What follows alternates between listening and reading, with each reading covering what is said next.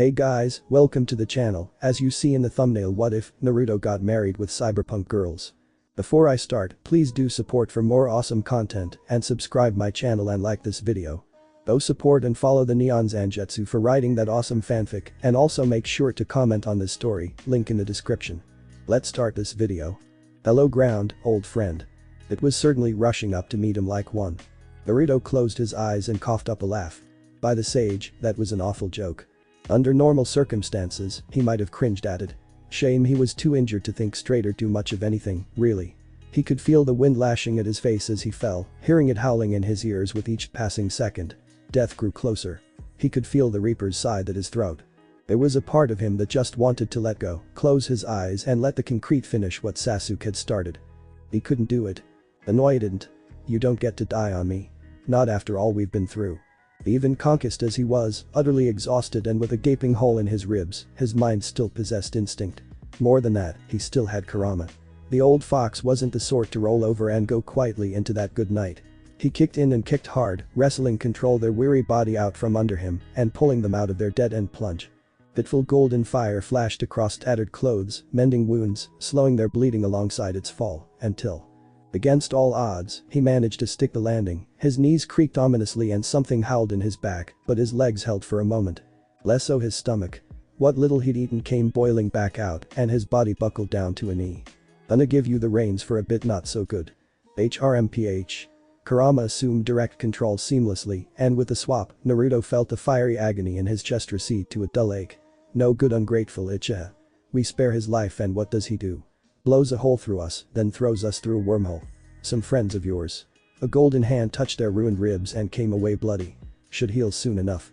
Hope Sofriakin hurts feels like someone ripped my intestines and stomped on him. It's going to. Now where are we? While he'd ceded control for the time being, he could still see and experience the world around them.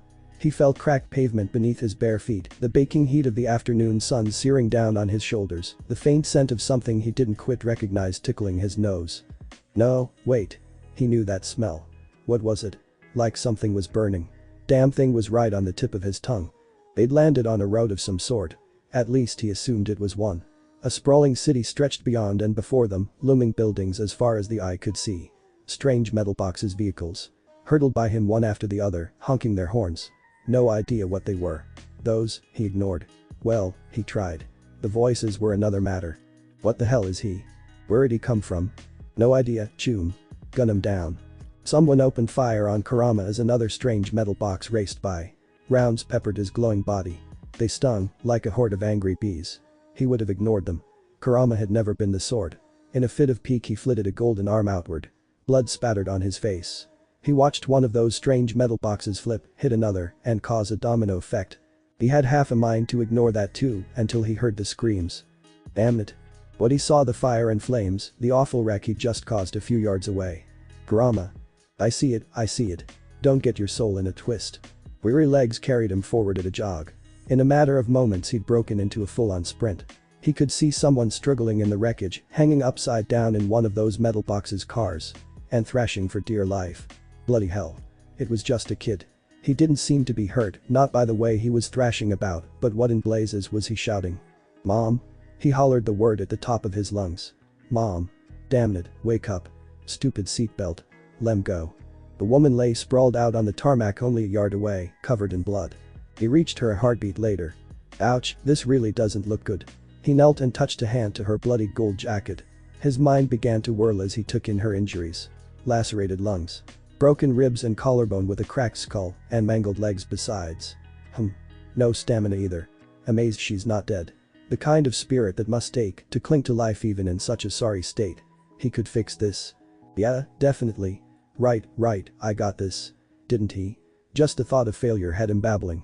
Move over Kurama, I just need a few seconds and she'll be right as rain. We're low on chakra and you're barely holding together as is. This isn't a good idea.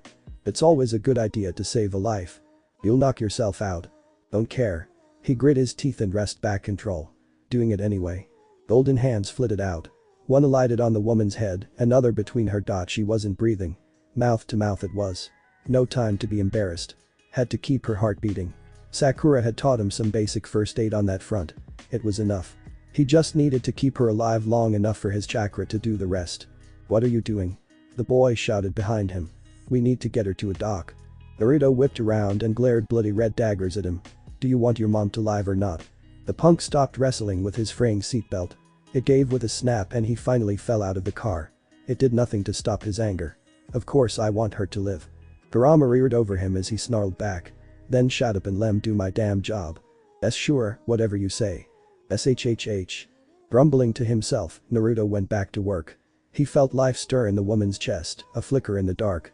Golden hands wrapped around it, coaxing it back into a flame. Bone popped. Limbs realigned. Her wounds began to close. His head began to ache, but he pushed the pain aside and continued his bloody work. A moment passed. A minute now. More. He could hear his own heart hammering in his ears, pulse pounding, demanding that he stop, that he pull back himself from the edge before it was too late. Naruto ran to the edge and leaped clean over it with a mad grin. And just like that, the woman jerked upright with a gasp, coughing and sputtering. Not fully healed, not by a long shot with those scratches and cuts on her arm, but she wasn't at risk of being roadkill anymore. She'd at least be able to bandage those injuries of hers. Maybe. Hopefully. If her luck held. He saw the fear in her eyes. Confusion. Terror. "I've got you." He caught her as she flailed at him in a moment of panic. "You're alright. I saved you." "Save me?" She rounded on him, hiccuping, quivering in his arms. "Two was dead." "Almost." He nodded. "I pulled you back from the edge. You got a name?" "Gloria." She rasped, still not quite comprehending it all. "Gloria Martinez." Her eyes widened a moment later. "David. My son, where is he?" "Little punk's fine." He beamed and jerked a thumb over his shoulder where the baffled boy lay, even now dragging himself their way. "He's only got a few scratches." The pain in his skull intensified and he slumped a little despite his efforts. "But I'm gonna need you to do me a favor, Miss Gloria." She squinted up at him, trembling a little in his grasp, probably terrified of him in all his golden glory. "What?" "Catch me, would you be kind?" His eyes began to droop. "I'm about to pass out here." Wait. She fumbled to hold him up as he slumped in her grasp. "Who are you? I didn't even get your name." "Name? Right, those were a thing." He should probably answer her and Al should, he was bleeding again. His wound had opened back up without Kurama's keeping it closed. Which meant he was probably bleeding all over the nice lady he'd just gone through all the trouble to save. She really should bandage those wounds on her arms. He didn't fancy of the idea of his blood mingling with hers might be side effects. "I swear, it's always you and deeds." Right, Miss Gloria asked his name, didn't she? Betting hard to think. He'd really lost too much blood and chakra. "Name's Narutoslapi time now talk later ooh pretty colors." He pitched forward and landed face first into her bosom. Gloria caught him, said something he couldn't hear. Kurama heaved an aggravated sigh. "Sleep well, idiot." Naruto blacked out with a bleary smile. His troubles had only just begun. Play it again. The footage on the screen wound backwards seemingly in slow motion, an explosion unfolding in reverse. Keen eyes watched every second of it. Fire flashed through the air. Blood spilled. The carnage. The mayhem that followed. Bullets flew through the air. Bodies hit the floor. And there. Stop. Saburo Arasaka considered the frozen flame that followed with a keen eye. He was ancient beyond measure and saw many things in his many years. This brought him to silence. A man falling out the sky was something to sneeze at perhaps, but what followed caught his eye. He watched, squinted now, as a man wreathed in glowing gold knelt before a broken woman's body. And healed her. More than that, he restored her. Took a broken body and breathed life back into it. No cybernetics whatsoever. Could the same not be done unto him? Restore his vigor. Mend this failing body of his. He steepled his fingers and laid his chin to rest atop them. That fool Tanaka had begged his aid in searching for their missing Sandevistan, a task he'd given little heed until now. This held promise. Fear was power. So too was fear of the unknown. Everything of value was only a flag blowing in the wind. And wind is fear. He knew he could inspire fear in others, but this intrigued him. It was only a matter of time before he surfaced again. But if something were to happen to him, he could simply send Atom Smasher. The notion was tempting but no. Not yet. Smasher had a tendency to live up to his name and he wanted this merchandise intact. Saburo pressed a button on his deck. An intercom clicked softly. He spoke into it.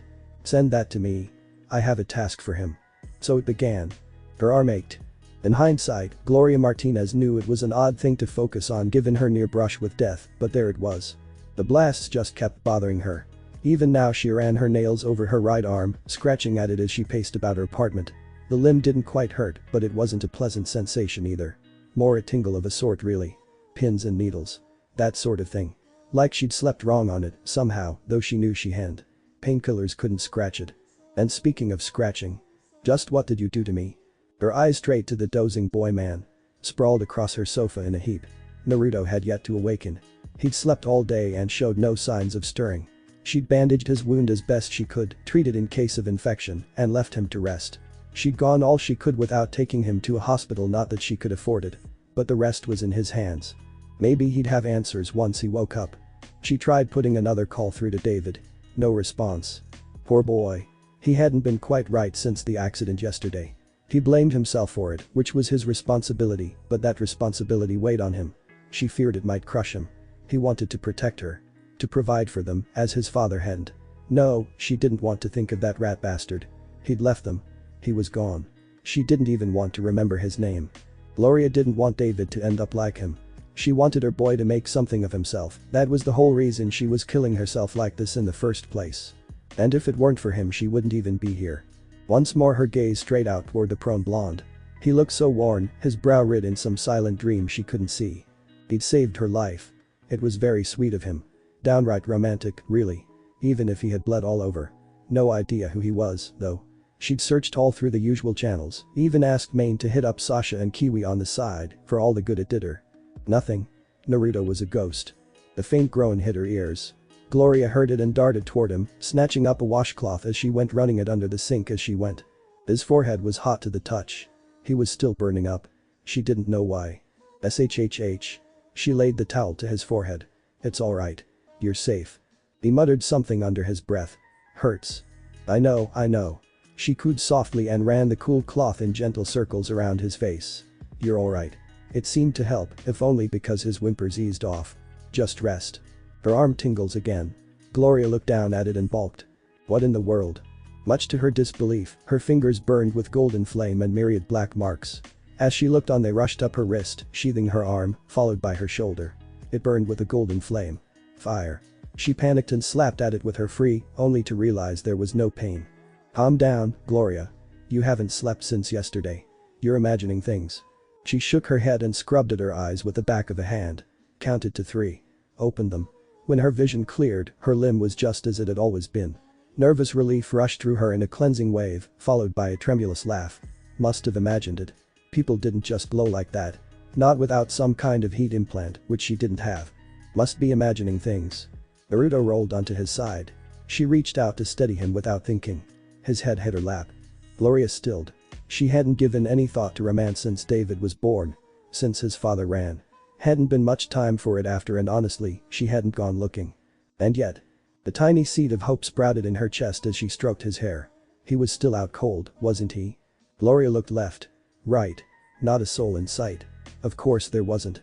She chastised herself a second later. This was her apartment after all. David had left for class hours ago. No one would see.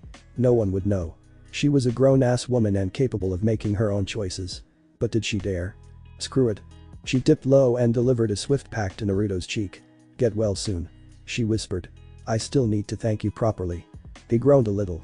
It sounded suspiciously like okay to her ears. Heat hit her cheeks. Someone knocked on her door. Gloria jerked upright and all but vaulted the couch to reach it. She pressed her face to the door and squinted through the slot. Her eyes widened. A hulking figure loomed just outside, easily twice her size. But she felt no fear. Why would she? He was a big softy. It still didn't explain why he was here. Main? She swung the door open and tugged her robe a little tighter. What are you doing here? I'm not decent. Heard you had a bit of a dust up. He gave her a once over, but made no move to enter. Still a gentleman, this one. Mind if I come in? Sure. She stepped aside for him. Thanks. Thought it'd be easier if we picked up Sandy ourselves after what you've been through. He ducked in, and too late, she realized he wasn't alone. Don't worry about us. We'll be out your hair in a bit. Sup, Gloria? Becca flashed a grin as she slipped in after him, hands clasped behind her head. Are you good? She rolled one shoulder. Good enough. Feisty as always, this one. Is it just the two of you, or should I expect the rest? Nah. Main rumbled a laugh. We were gonna send Dorio, but she's busy with Sasha. Lucy's out frisking some Arasaka mooks. And my idiot brother's drunk off his ass. Rebecca clasped both hands behind her head. Sides, Kiwi don't like this shit. Pretty much oh. Main leaned past her. Saw Naruto sprawled out on the couch. But the kid. Gloria moved to block him with her body. Main, no. I know that look. What look? He grinned down his sunglasses at her. I just wanna see the tune that saved your life.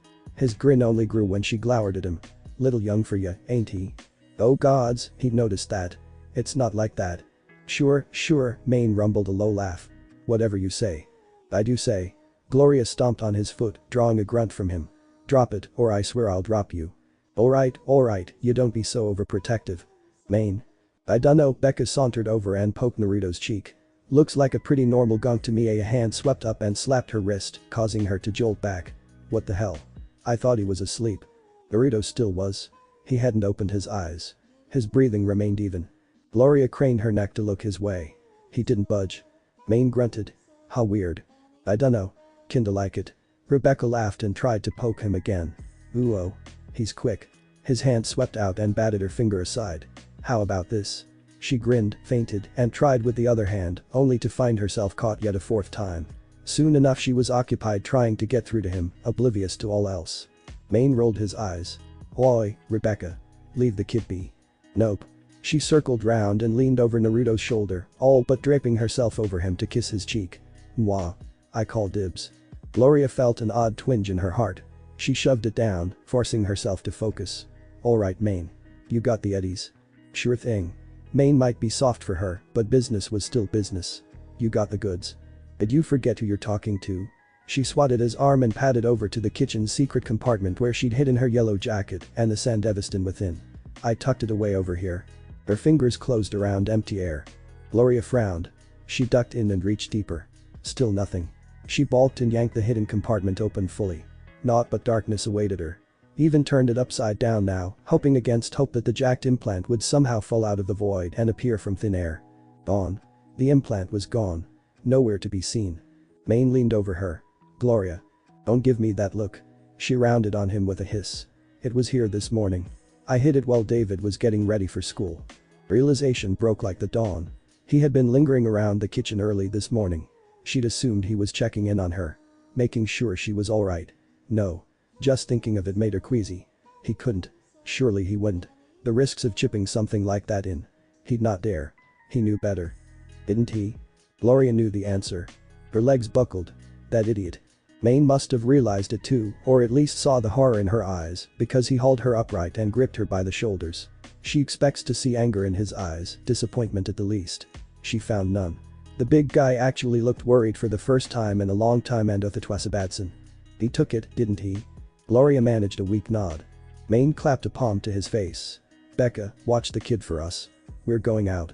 Rebecca rounded on them too late. Hey, why me? Hey. Come back here.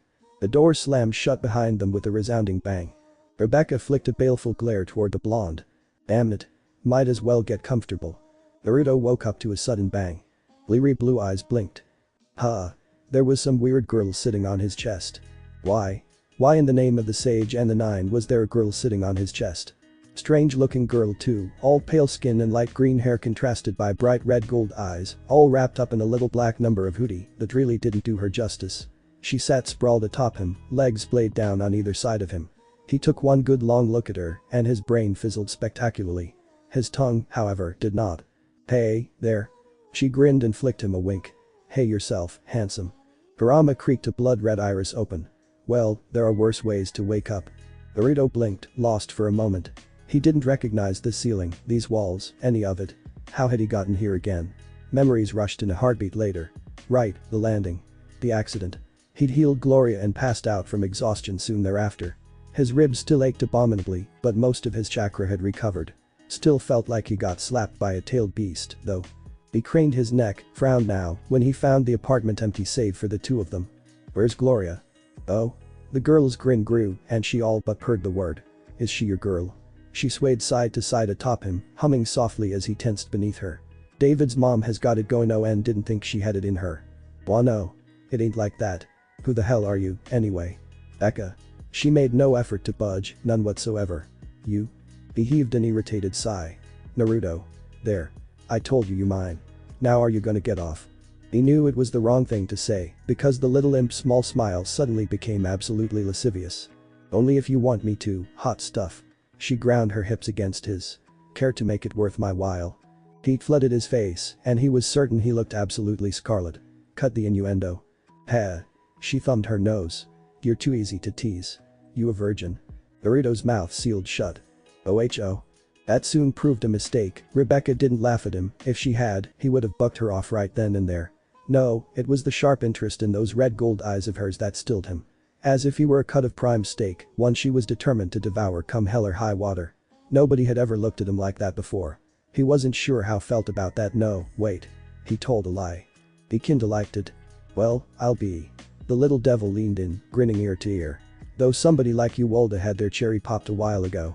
She made a smacking noise with her. Don't tell me you're a prude. Don't panic. That's what she wants. This from the short stack who won't let me up. Touché. She rolled off him with a laugh. Aren't you just adorable? So? He scowled after her. Where did everyone go? Hey, the short girl waved a hand in feigned nonchalance as she plunked down on the sofa beside him. Gloria's kid went and did something stupid. Probably installed the sandy poor Maine was after. She jerked a thumb over her shoulder toward the door. They hauled ass and went after him. Took off on a right tier. Made me promise to babysit you. Naruto grimaced. He had some decent measure of what David felt like from that disaster back on the freeway. Shouldn't be too hard. Least he could do to thank Gloria for putting him up. Sons should listen to their mothers after all, and if David was out causing trouble for one reason or another, well maybe it was high time someone talked to him. I can find him. You? Rebecca leaned back. What can you do? You're still bleeding all over Gloria's couch. Naruto touched a hand to his ribs. Kurama growled. Gimme a minute. It didn't even take that. The moment he closed his eyes and marshaled his chakra, he felt the wound close. He didn't see it per se, but he heard a sharp sucking sound, felt a pleasant numbness rushing through his side, and basked in Becca's subsequent gasp. He took a bit of bitter pleasure in her surprise. Teach her to underestimate him, that would. Well, shit. She poked his ribs, drawing a startled ticklish laugh from him. What kind of implant does that and where can I get one? Naruto squinted at her, not quite comprehending. The hell's an implant? Boy. She scowled up at him. You messin' with me, buddy? No. Her eyes flashed for a moment. Literally flashed. Maine was right. The glow of her pupils ceased a moment later. You don't have any tech at all in you at all. You're pure organic. The hell are you from? You fall out of the sky or something. Or something. A rueful grin tugged at the corner of his mouth. He was already growing used to Rebecca's blunt way of speaking, crude as it was. Didn't speak well for his mental state. But he digressed. He had a kid to find and preferably soon at that. Propping himself upright, the battered blonde stood with a grimace. His legs wavered for a moment before he steadied himself. Good. He could already feel his strength coming back. Hey. Becca grabbed at his sleeve. The hell are you going? He pulled free and nudged past her. Gonna track down Gloria's kid. Be back in 5. Rebecca folded both arms across her chest and scoffed. No way. Night City's a big place. You won't find him that fast. Naruto met her gaze. Becca huffed and glared right back, undaunted by his determination. Sparks flew between them. He lifted his chin. Wanna bet? Why, you. She opened her mouth to protest, then closed it. Smirked. Alright, hot stuff. You find him at 5 and I'll stop teasing you. I'll even throw in a kiss. But if you screw up, she rubbed her fingers together with a lovely leer, you're mine for the week. Be that way, would she? Two could play this game. That's cute, but I didn't ask for a kiss, runt. An ankle smacked into his knee angrily.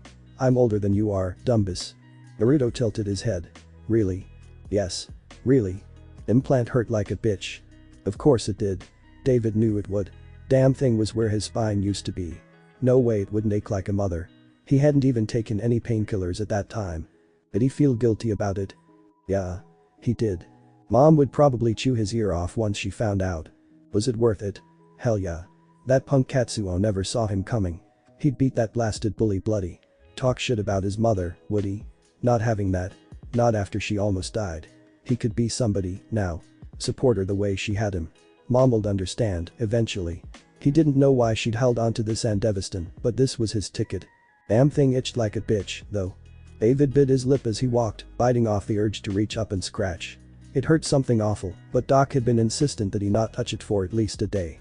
Had to let the implant settle or something. A swagger swept into his step as he sauntered down the street. He was special. He could protect and support mom with this, sure, but there was no reason he couldn't have a little fun with it in the meantime.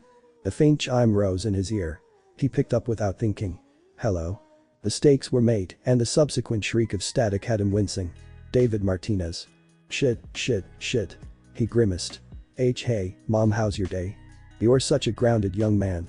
Aw, cry up. Indeed. A golden hand landed on his shoulder. Against his better judgment, David looked up. Hey, D. Naruto grinned down at him, eyed red and glowing gold. Remember me? Your mom's looking for you. Don't resist. He didn't. Nope. Not dealing with this. The Sandevistan burned in his back. In an instant he blurred. The blonde tripped him. His face smashed into the floor. Pain seared through his nose. Neat trick. Is that what these implants do? You're pretty quick. Pretty quick. No one should have been able to see him. How? He tried to blur away again, only to find himself intercepted by a second yellow flash. Don't tell me you have one of these Andes too. Nah. Naruto dusted off his ruined jacket. Just built differently. Now, you gonna come with me, or W? David took a deep breath and bloated. Naruto streaked after him with a sigh. Hard way is.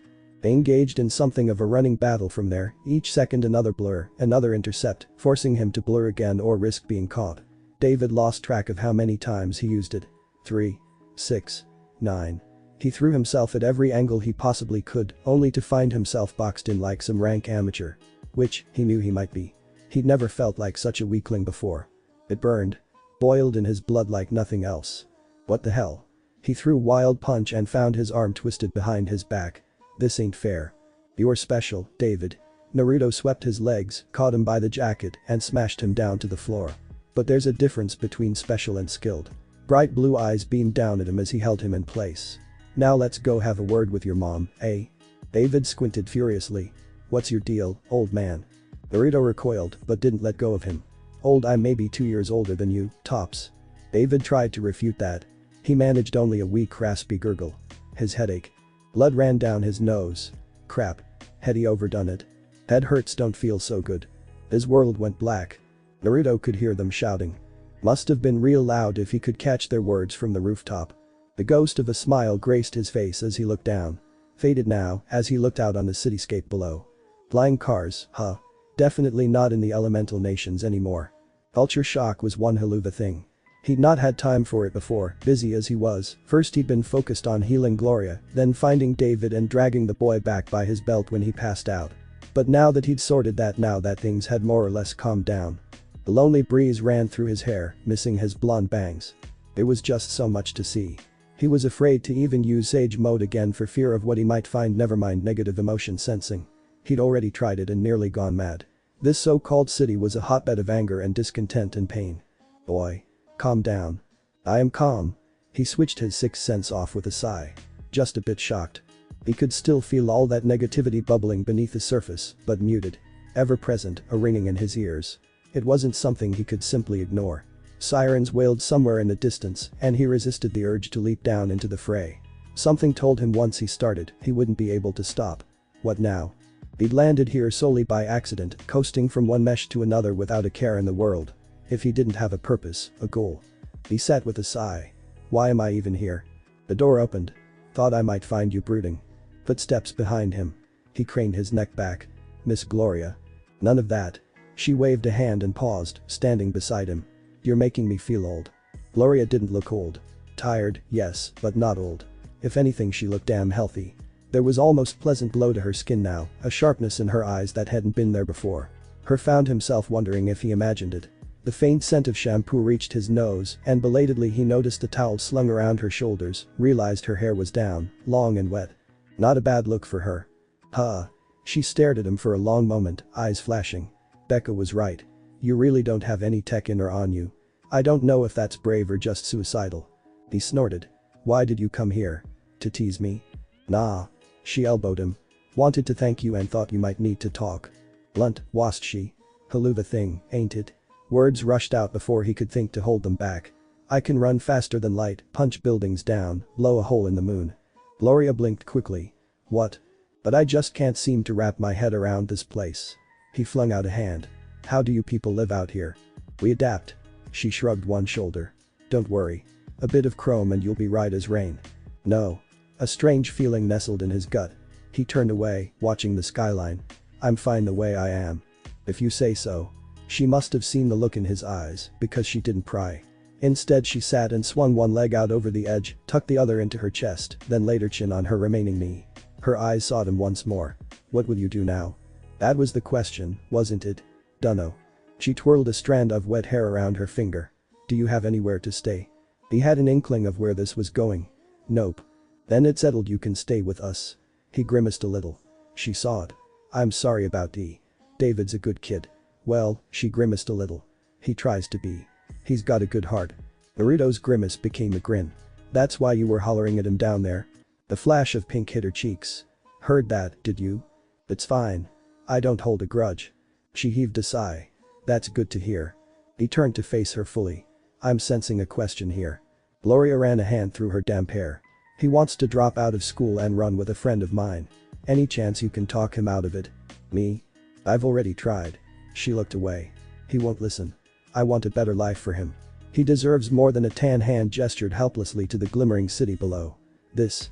5 firm fingers curled into a fist, nails biting down into her palm. The things I've done to get him here, the sacrifices I've made, can't let it go to waste. He has so much potential, the chance to be the very best. He can drag himself out of this cesspool if he just applies himself. You really care about him, don't you? She puffed out her chest. I raised that boy. Of course I care. As she should. A mother couldn't be anything less. You're a good mom, Gloria. He's lucky to have you. Her ears burned. He noticed. Heh. Cute. Nevertheless, her words reached him. I don't think I can convince David, but I'll give it a try. Gloria's face lit up. That's all I ask. What am I, your personal valet or something? Silence stretched between them, broken only by the wind whistling across the rooftops. In the absence of words, he made his decision. I want to learn about this place. He raised his gaze, watching a rocket streak its way toward the moon. Why the way it is? Maybe I can fix it. If he needed a goal, that seemed as good as any. He'd never sensed such a wretched hive of scum and villainy, just thinking about it made him twitch. There was good here, he'd seen it firsthand, but all the mayhem and madness threatened to drown it out completely. He couldn't stand it. The more he dwelt on it, the more certain he became. Kurama agreed, evidently. Bold of you, I'll give you that. Oh? Gloria huffed. Clean up Night City. That's an ambitious goal. You don't do anything by halves, do you? It certainly was ambitious, but when had he balked at that before? I'll still try. It won't be enough, she warned him. It never is. He formed his jaw, refusing to yield. Stubborn boy. The single mother hung her head. If you really want to change the city, I won't stop you. I owe you that much, but you don't know what you're getting involved with. Her eyes met his once again. That's hell you're walking into. Most of the folks here won't thank you for it. You don't know what it's like. It was knowledge he was lacking, then. Understandable. He knew next to nothing about this world. Then tell me. Gloria blinked, taken aback by his forthrightness. You sure? It'll take a while. He shrugged. I've got nothing but time. Fine. Make yourself comfortable. Naruto stood and made to do just that. The world went sideways. Huh? He blinked, alarmed to find himself sprawled flat on his back once more, the world spinning. Whoa. Dizzy. Gloria laughed a little, it was a rare tired sound. Guess you're not fully recovered after all. Here. She took hold of his head and, before he could think to stop here, steered him into her lap. Wah. Heat speared through his cheeks as he found himself looking up at her, past the swell of her, into dark eyes, half-lidded with intent. Try as he might, he couldn't quite read her intent. His throat went dry. And then she smiled. Comfortable. He sputtered. Were you? Hush. She pooped his nose with one finger. I owe you this much, at least. If something like this settles even 1/10 of my debt to you, I'll be satisfied. Huh. Her brow furrowed a little. You're warm. Are you running a fever or something? Did your wound open again? Naruto sputtered a little. Apparently she liked to cuddle. Was this a thing people did in this world? She leaned down and touched her forehead to his. His brain fizzled. Doesn't feel like you do. A fresh surge of heat hit him. He couldn't say he wasn't comfy, he'd never experienced the legendary lap pillow before. Never thought to, really. Felt kinda nice all things considered. Gloria's lap was just the right blend of softness and firmness, no fat on her, this was a woman who was on her feet most of the day, and it showed. Alright. She raised a finger. Do you want to know about the city? He dared a nod. Get ready for a lecture, then. First we have the corporations. And so she told him. She told him it all. Nearly an hour later, when his brain was nearly full to bursting, Gloria finally gripped her arm and paused. That's enough of a refresher course for now. There's someone I'd like you to meet. Come with me. He couldn't help but notice she phrased the last bit in the form of a question, almost as if she were afraid he'd refuse. I promise, he's a friend. I'd like to introduce you, but well. She granted him a rueful grimace. Work calls. Have to keep the lights on somehow. Alright. Twist my arm, why don't ya? Naruto sat up slowly, bracing himself for another dizzy spell or worse. None came. Gloria clapped him on the back, opened the rooftop door, and descended. He followed her down with a frown. Something nagged at him. He noticed it when she gripped her arm. For a moment. An instant, really. Strange. For a moment there he could have sworn he felt chakra from her. Impossible. Utterly impossible. Must be more tired than I thought. Big. Such was Naruto's first impression of Main. Guy was built like a fortress, no saying that was a disservice to him. Man was a mountain. He absolutely loomed over him in Gloria's apartment, his very presence seemed to make him larger than life. No other words would do.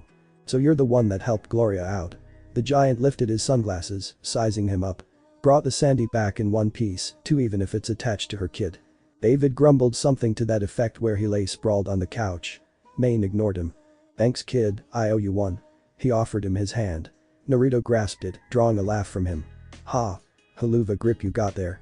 Sharp eyes flicked him up and down, considering. You sure you don't have any chrome on ya? Nothing under the hood. For some reason, that irked Naruto even more. You have no idea. Nope, he said instead. Must be built differently. David squawked. That's my line, old man. Boy. He winged a shoe at his feet. You lost your right to that line when ripped out your own spine and scared your mother half to death. David subsided with a scowl. Huh. Maybe he'd been a bit too harsh there. But still chrome and more chrome. All this talk of implants was making him feel ill. Why did these people feel the need to mutilate themselves simply to become stronger? Couldn't they train like normal people? Are you actually angry? He was, come to think of it. That came as something of a surprise. Really, he didn't hold it against anyone, and certainly not Main, but all this night on constant insistence that he did the same had done more than grate on his nerves, they were completely worn down. Even poor David's actions baffled him to no end. Why tear out your spine just to move a little faster? A few push-ups, sit-ups, followed by plenty of juice and a few hundred laps around the city, would have even the weakest civilian moving like Rock Lee. By contrast, all these implants felt like what was the word? A shortcut. Aha. That was it. This is their world, Naruto. Kurama reminded him, even the voice of reason. Not ours. You can't fault them for finding a way to survive. No point in getting angry about it. Must be a cultural thing. It still didn't sit well with him. But Main was speaking again, and he must attend. He'd ignored the big guy long enough. Heh. You've got a spark, I'll give you that. Becca seems keen on you, if nothing else. Blood rushed to his face once more. That girl again. He'd won their bet, she'd kept her word not to call him kid anymore, but he doubted he'd seen the last of her. Crazy Munchkin seemed to get off on teasing him. No way she was done with him. Anyway, you're welcome to lend a hand if you want. Main clapped him on the back. Gloria needs the eddies. I'll give you a fair cut. What about the kid?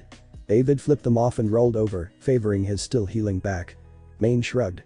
He'll cool off eventually. Might have him work a few jobs with Lucy to make up for Sandy. Gloria had begged him to keep David safe. Nothing dangerous. Nah. Main waved him off. Wouldn't risk him like that. An ugly thought hit him. He is in debt to you guys now. May as well be. That Sandevistan was gonna be mine. Debt, huh? Wait. He had an idea. An awful idea, but a bad plan was better than no plan at all. I'll pay off his debt. Main leaned back, considering him. Are you sure about that? That's a lot of cash. He stepped to him, matching his stare. I can carry my weight. Don't doubt that from what I heard. Can you kill? Naruto stiffened. You strike me as one of those noble types. Main said. Pure. They never last long in the city. Naruto pride took the hit with good grace. He wasn't so arrogant as to let a little knock like that rattle him. What did you have in mind? How fast are you, really? The grin split his face. Wanna find out? Ha! The giant belted out a laugh, startling him. Alright, rookie. You've caught my attention. I'll be in touch. His P said, the massive man ducked back toward the door. We've got a gig a few days from now, we'll see if you're the real deal then. Keep an eye on the runt in the meantime, yeah. It would be a shame to lose him again after all that trouble. Yeah, don't gotta tell me twice. Naruto turned to find David rising from the couch. The boy was glaring at him. Hey, old man. I want a word with you. Hey, old man. I want a word with you. David almost didn't live to regret those words. Something sparked in Naruto's tired blue eyes when he said them. It almost looked like anger. Frustration roared high in him before he stomped it back down. Almost made him hesitate, that did. Almost. He'd never been one to hesitate before, and he didn't do so now. "What you want?" he drawled. "And don't call me old man. Want a word with ya?" Naruto waved him on. "We're alone. Talk." David shook his head and planted both hands in his pockets. "Not here." "Why the hell not?" David shrugged one shoulder, not willing to admit the truth. He didn't want to make a mess here. Best to do this someplace else. The blonde brow rose. "You do realize you're still grounded, right?" The old man just didn't get it. They had a score to settle. "Won't be long. We'll be in and out before mom gets back. She won't even know we're gone." Naruto's brow furrowed. "Out of where?" "Just come with me already." "Fine. Lead the way." He shouldered past him. The long agonizing experience. A walk followed. David did his best not to glance back during it. He led him to an abandoned district, an old worn-out street, an avenue no one used anymore. Hollow buildings and dilapidated stores marked their way, dimly lit by flickering lights. Closer to gang territory than he would have liked, but it served his purpose. "We are almost there, what?" "Almost." He peeled back a wire fence. "This way." Together they stepped through. Steel girders and concrete pillars awaited them in an open lot within, the remnants of what had once been, well, he didn't know what was. Someone had tried to build something here once and given up halfway. Whoever the poor chum was, he was long gone. Night City ate dreams for breakfast. Same went for lives. What's this supposed to be? An abandoned site or something? Or something? He paused. Pivot to face him. "How strong are you?" He didn't take the bait. "Strong enough." "No, that's not it. You're faster than me." "How?" "Shit." He was screwing this up. "I'm asking how you got so damn strong. What you can do, damn it." "Let me show you." Naruto held up a lone hand. David squinted at it, baffled. "The hell are you doing?" The blonde grinned. "Wait for it." "Wait for?" His words peaked into a yelp as a shrieking sphere burst into existence, one he launched at a nearby concrete pillar. It didn't break. Wind howled as it crumbled to pieces, and then the ground beneath it, leaving a gaping crater behind in its wake. Naruto walked over to the remains and stomped down, cratering them further still. Satisfied. David leaned over the hole with a low whistle. "Damn. How'd you do that?" "Determination, commitment, and sheer willpower." The blonde flicked his thumbs up. "It's not about how much strength you have, David. It's what you use it for. You thrashed that punk for taking down your mom. That much I can understand. Gotta protect your family, you know." He scowled at him. "What would you know?" Naruto only smiled. "At least you have a mother." Oomph. The words hit him like a gut punch. "Your mom's gone?" "Yup. My dad, too. I'm probably the last of my kind." He gave a shrug. "I try not to let it bother me." "How?" "Dad was a piece of shit he didn't even remember, but if mom was gone he didn't know what he would do." "How'd you even survive?" "I made friends." He shrugged quickly to hide the flash of pain in his eyes. "Most of them are probably gone now. What I'm saying is this. It's your life, David. Do what you want with it. Just make it a life worth living. Don't regret any of it. Not for a single second." No. This was all going terribly, horribly wrong. He hadn't brought him here to make him all weepy and shit. He'd dragged him out here with the intent of giving him a piece of his mind, or barring that, kicking his ass to kingdom come. Neither seemed possible now, not after a display like that. In desperation, he threw out the first thing he could to break the tension. Something sprang to his mind. He pounced on it. "Says the guy banging my mom." Result achieved. Naruto sputtered. "I ain't." "What?" He quirked a brow. "So she's not good enough for ya? You're egging me on." He grinned, unable to help himself. "Maybe."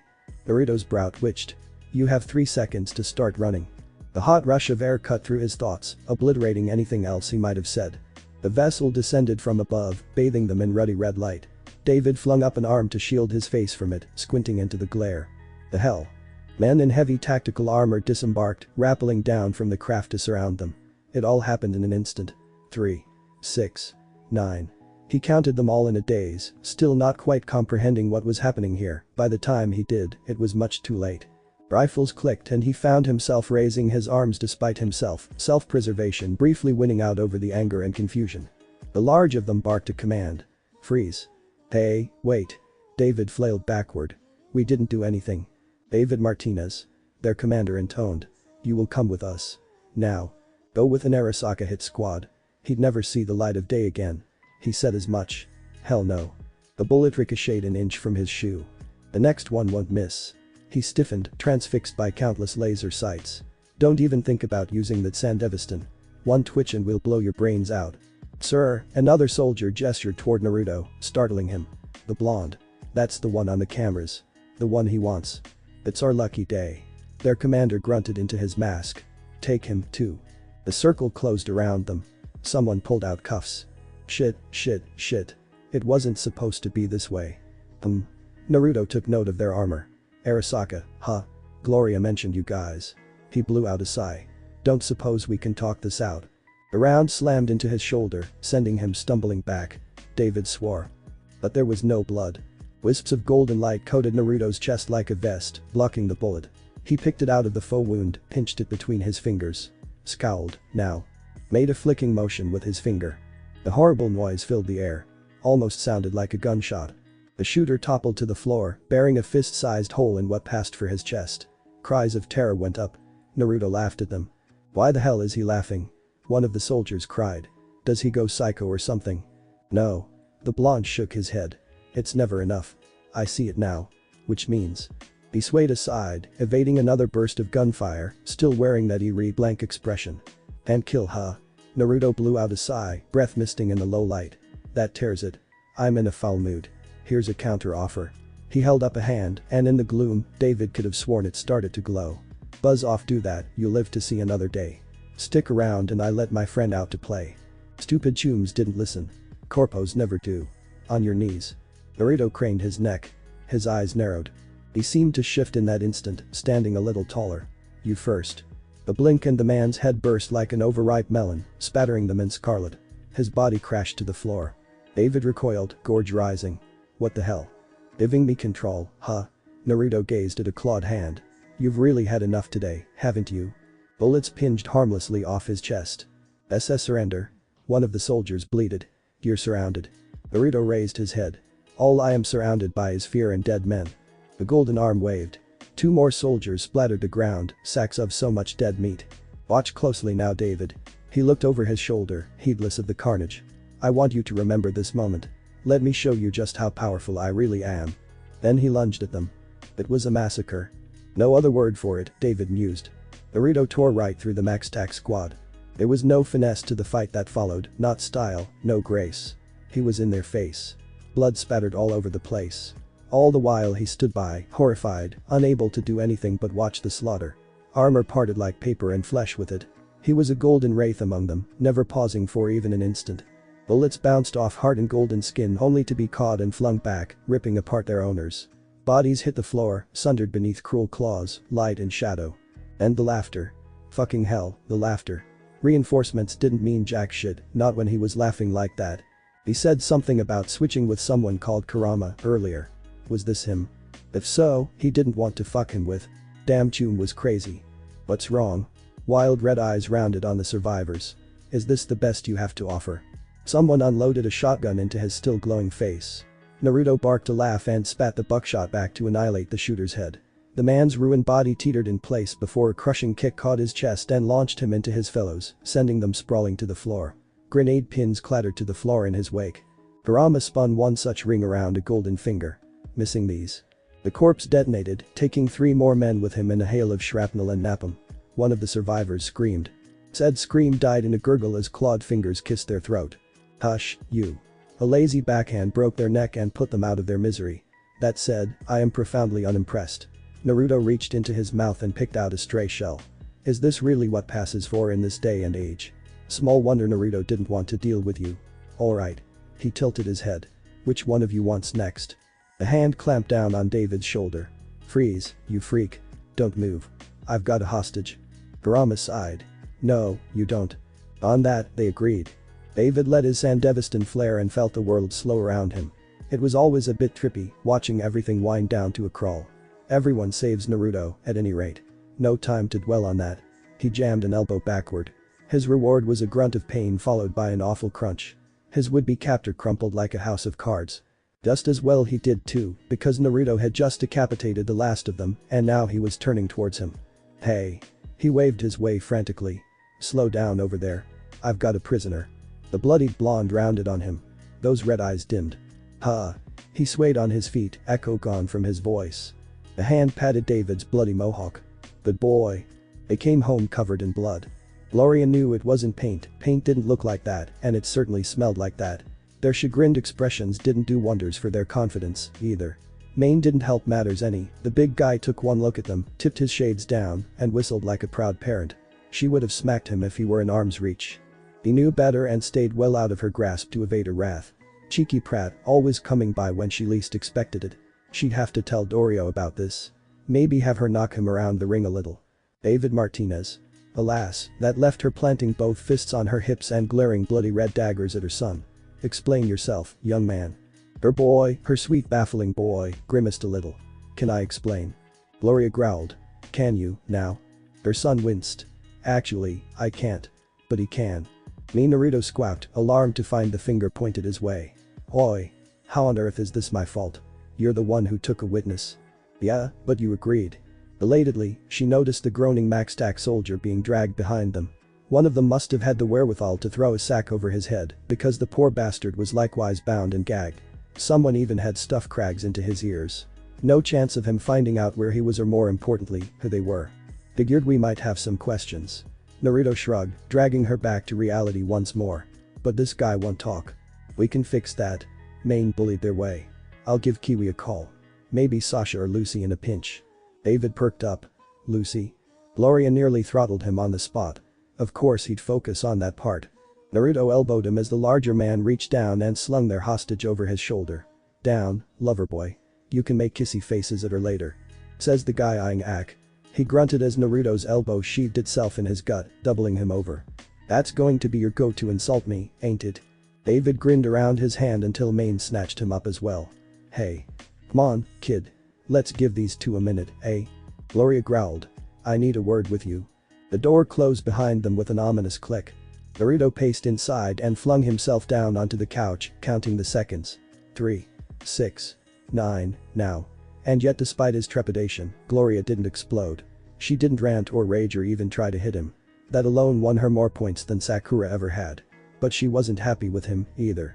He knew that look, he'd seen it in Tsunede's eyes a time or two. Yet when she finally spoke her voice was eerily calm. "What went wrong?" "Whoa. Everything." He palmed his face with a sigh. "David wanted to talk somewhere private. We got ambushed. Simple as that." "I gathered that much." She pinched the bridge of her nose and stifled a sigh of her own. "Do you realize what you've done? Do you even know who attacked you?" He tilted his head. "Should I?" "Max Tack." Here at last she raised her voice. "They go after cyber psychos. Someone sent them after you and David." Strange terminology there. "I don't feel psycho." If anything, he felt downright light after letting Kurama out to slaughter those goons. Not that he'd ever tell anyone. "I should hope not." Gloria sank down into the seat opposite him, distracting him once more. "Putting aside the fact that you don't have a single piece of hardware in or on you. But it doesn't change the facts. Look at this." She held up her wrist and a bit of light flashed forth from it, coalescing into an image. His face stared back at him and beneath. "Oh, that was a thing. See what I mean? That's a pretty big bounty. Bigger than he liked. And they wanted him alive. Why? I didn't do anything." "Naruto." "What?" He glowered back at her. "I didn't." Realization dawned. "You're angry." "I'm not angry." Gloria leaned away, temper faltering under his stoic stare. "I'm livid. But not at you. I need some space." Was this her way of kicking him out? He couldn't begrudge her that. He couldn't deny that he'd brought down his fair share of heat on her. No idea why these people were after him, but he couldn't deny the chance that his being near her might put her in danger. Maybe he ought to find a different place to crash for a while. "Alright." He climbed to his feet. "Don't gotta tell me twice." Imagine his surprise then, when Gloria balked. "You're agreeing so easily." "Well, I'm indebted to you for helping me out." He scratched the back of his head with a rueful smile. "Don't want to see you and David get hurt. You should be more worried for yourself." She snatched his sleeve. "This is a massive bounty." He wasn't worried. They'd never be able to collect. Meh. Seen higher. "Listen to me. Listen to me." Gloria knew he wouldn't the moment she said the words, knew it deep in her gut. Brave boy. Fearless boy. Foolish boy. He thought himself invincible. And maybe he was compared to the people here. Anyone who could tank gunfire and laugh about it wasn't someone she wanted to cross. There was a small part of her that understood that and another that feared him. The rest of her wanted to shake him silly. Did he not understand the danger? "I am." His face fell. And I know what you're trying to say. I can't stay here anymore, can I? Oh gods, now it felt like she'd kicked a helpless puppy. You can, you just can't go out for a while. No. He shook his head with a pained noise. It hurt her heart. We both know that ain't gonna work. I don't want to put you and David in any more danger than I already have. She knew his reason, respected it, even. So why did this hurt so much? Will you be safe? Everyone will be howling in your head. You won't be able to set a foot outside. Actually, yes. His smile startled her. I can.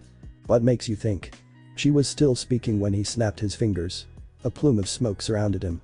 When it faded, she found herself looking at, well, herself. Gloria damn near choked on her spit. The hell? See? Her doppelganger laughed with her voice, flashed her a saucy wink, and performed a merry little twirl in place, all the while smiling in a wild way she never would. Told you. I'll be just fine. How can you turn into me? Not just you. Her mirror image winked at her. Watch. With a flick of his fingers and another plume of smoke, she found herself staring at Maine, then Rebecca. I can be anyone I wanna be. Can't find me when I'm pulling this now, can they? A frown. Don't like being this short. Let's try something else. A shroud of smoke and he was back to normal, as though nothing had happened at all. Gloria blinked. She blinked hard. How? Just an old ninja trick. His smile was decidedly unabashed. Got a few more, but they're not the subtle sort. Her right arm began to itch again. Gloria gripped her wrist to quell it. She wanted to tell him about it, but it just didn't feel like the right time. Still, I need a proper disguise, and I don't want to drag any of you into this. I've got one. He vanished in a plume of smoke before her eyes, replaced by a rather simple-looking man with silver hair and dark eyes. At least she assumed he was, given his lower face was hidden behind a mask. This'll do for now. He thumbed his hidden chin with a nod. He seemed almost nostalgic to be wearing such an ordinary face. I'm sure Sensei wouldn't mind me walking around like this. Her world was spinning. It was all too much to take in. Sensei. It means teacher. He waved a hand her way. Don't worry about it. An ugly feeling bloomed beneath her bosom. It felt like fear. She was experiencing it an awful lot these days. I'm not worried about that. She grabbed at his sleeve. I'm worried about you. Don't you know what this means? I do. He dispelled the disguise and pried her fingers away with his own. She had to fight down a flush when he didn't let go of her hand, but rather raised it between the two of them, squeezing her palm tight. I've never had a price on my head before, but I've known people who have. It's just a matter of finding the guy who put it out and taking him out. When you say take him out. He only smiled. She envied him for his confidence. Among other things. Down girl. She rebuked herself sternly for the slip, stomping that thought into oblivion. You barely know him. But didn't she know enough for now?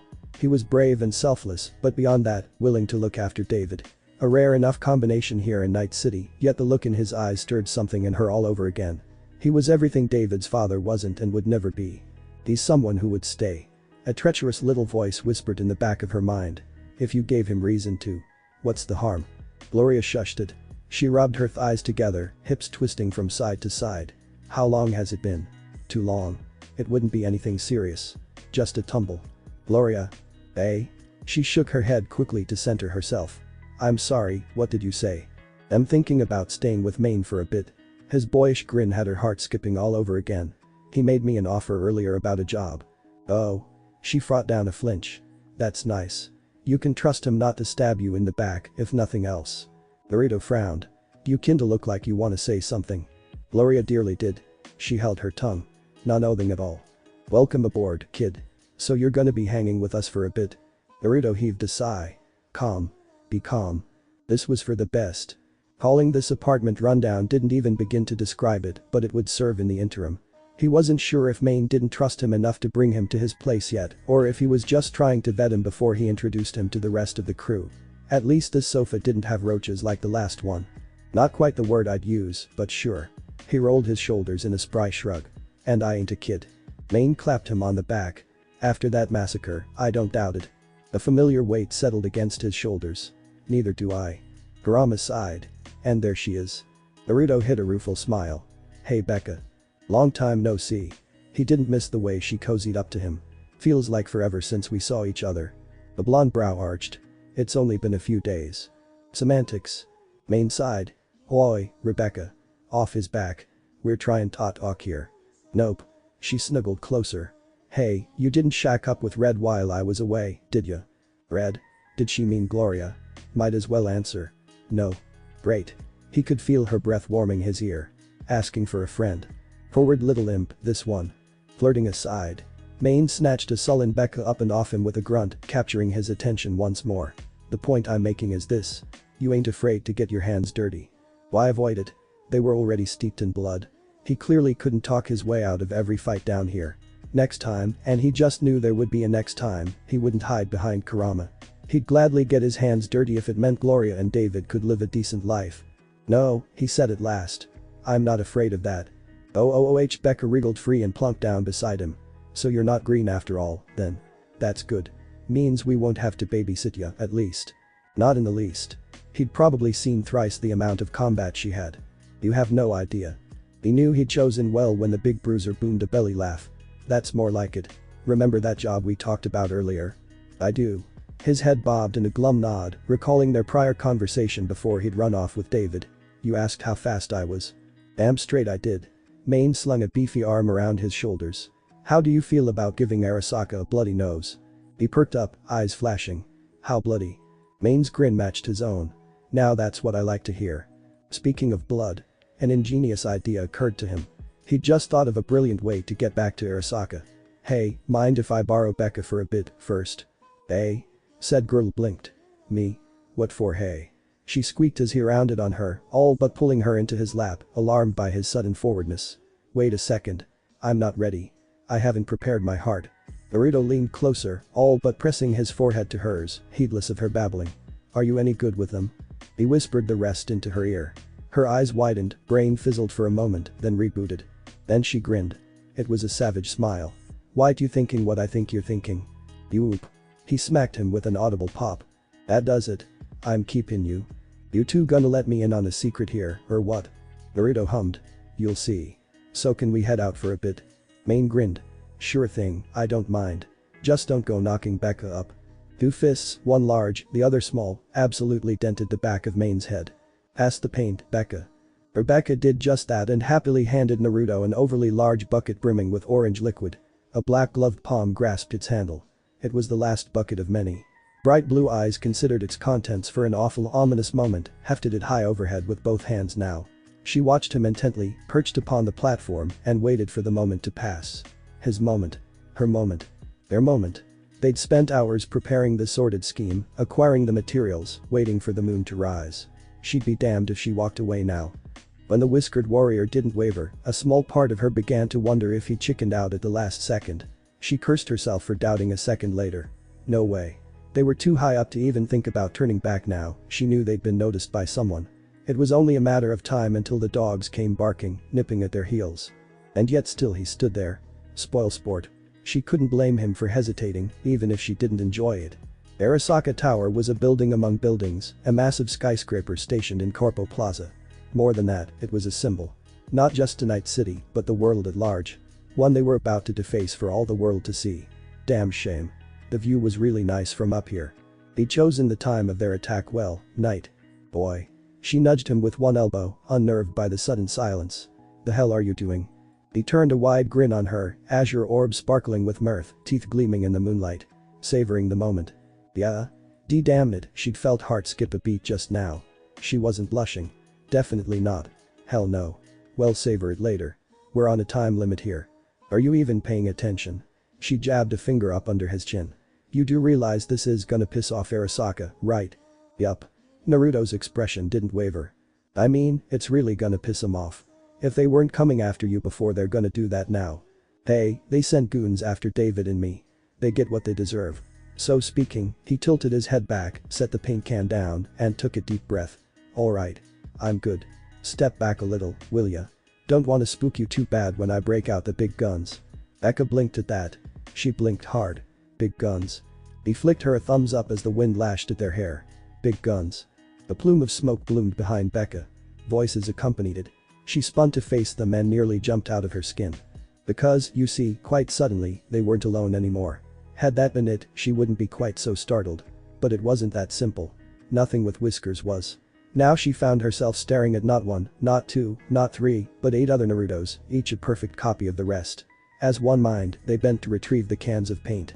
As one body, each stepped forward to flank their leader, 4 to each side of him. Eerie and kinda hot. See? Naruto's grin proved decidedly cheeky. Impish, even, like he'd expected this reaction all along. Told you you'd be surprised. Surprised, yeah, that was putting it too damn lightly for her liking. What the hell? Since when can you do this? Always? He tilted his head. Why? Don't see what the big deal is. Eka absolutely twitched. Naruto saw it and laughed. Anyways, suppose it's showtime. Let's go, boys. Then they moved. Naruto snatched up his paintbrush, flung himself off the roof and hit the tower running. His clones rocketed down with him, forcing Becca to peer over the roof's edge just to watch. One by one, each began to glow gold, but it didn't stop there. Up and down they went, paint in hand, streaking across the length of the tower's surface. Up, now. Down again. Some went in circles, while others zigzagged in patterns she couldn't even hope to see, let alone comprehend. No side of the tower was spared. They were painting something. She couldn't see it from this angle. Whatever it was, it must have been big. Had to be, else folks just wouldn't notice.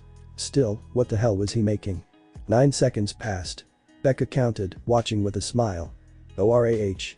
And then, with a triumphant cry and a final flick of his wrist, Naruto cast aside his now empty paint can and zipped back up onto the rooftop to join her. His clones didn't, they vanished into so much smoke, leaving the two of them alone once more, well, mostly alone. The chorus of muffled groans and shrieks answered him. NRRRGH. MMRRGGLL. MMMPH. Right, she'd forgotten all about their prisoners. Oh, hush, you. Naruto idly patted a captive's guard's head, heedless of the gagged man's panic or his thrashing, as he railed against the steel wire binding him. Just sit still, don't struggle, and I won't have a reason to hurt you, hopefully. Maybe don't move too much, yeah. Wouldn't want you to roll off the roof now, would we? It's a drop. Eka thumbed her chin. Might be easier just to kill him. More whimpers ensued, followed by yet more muffled begging. No. Naruto's response was immediate and surprising.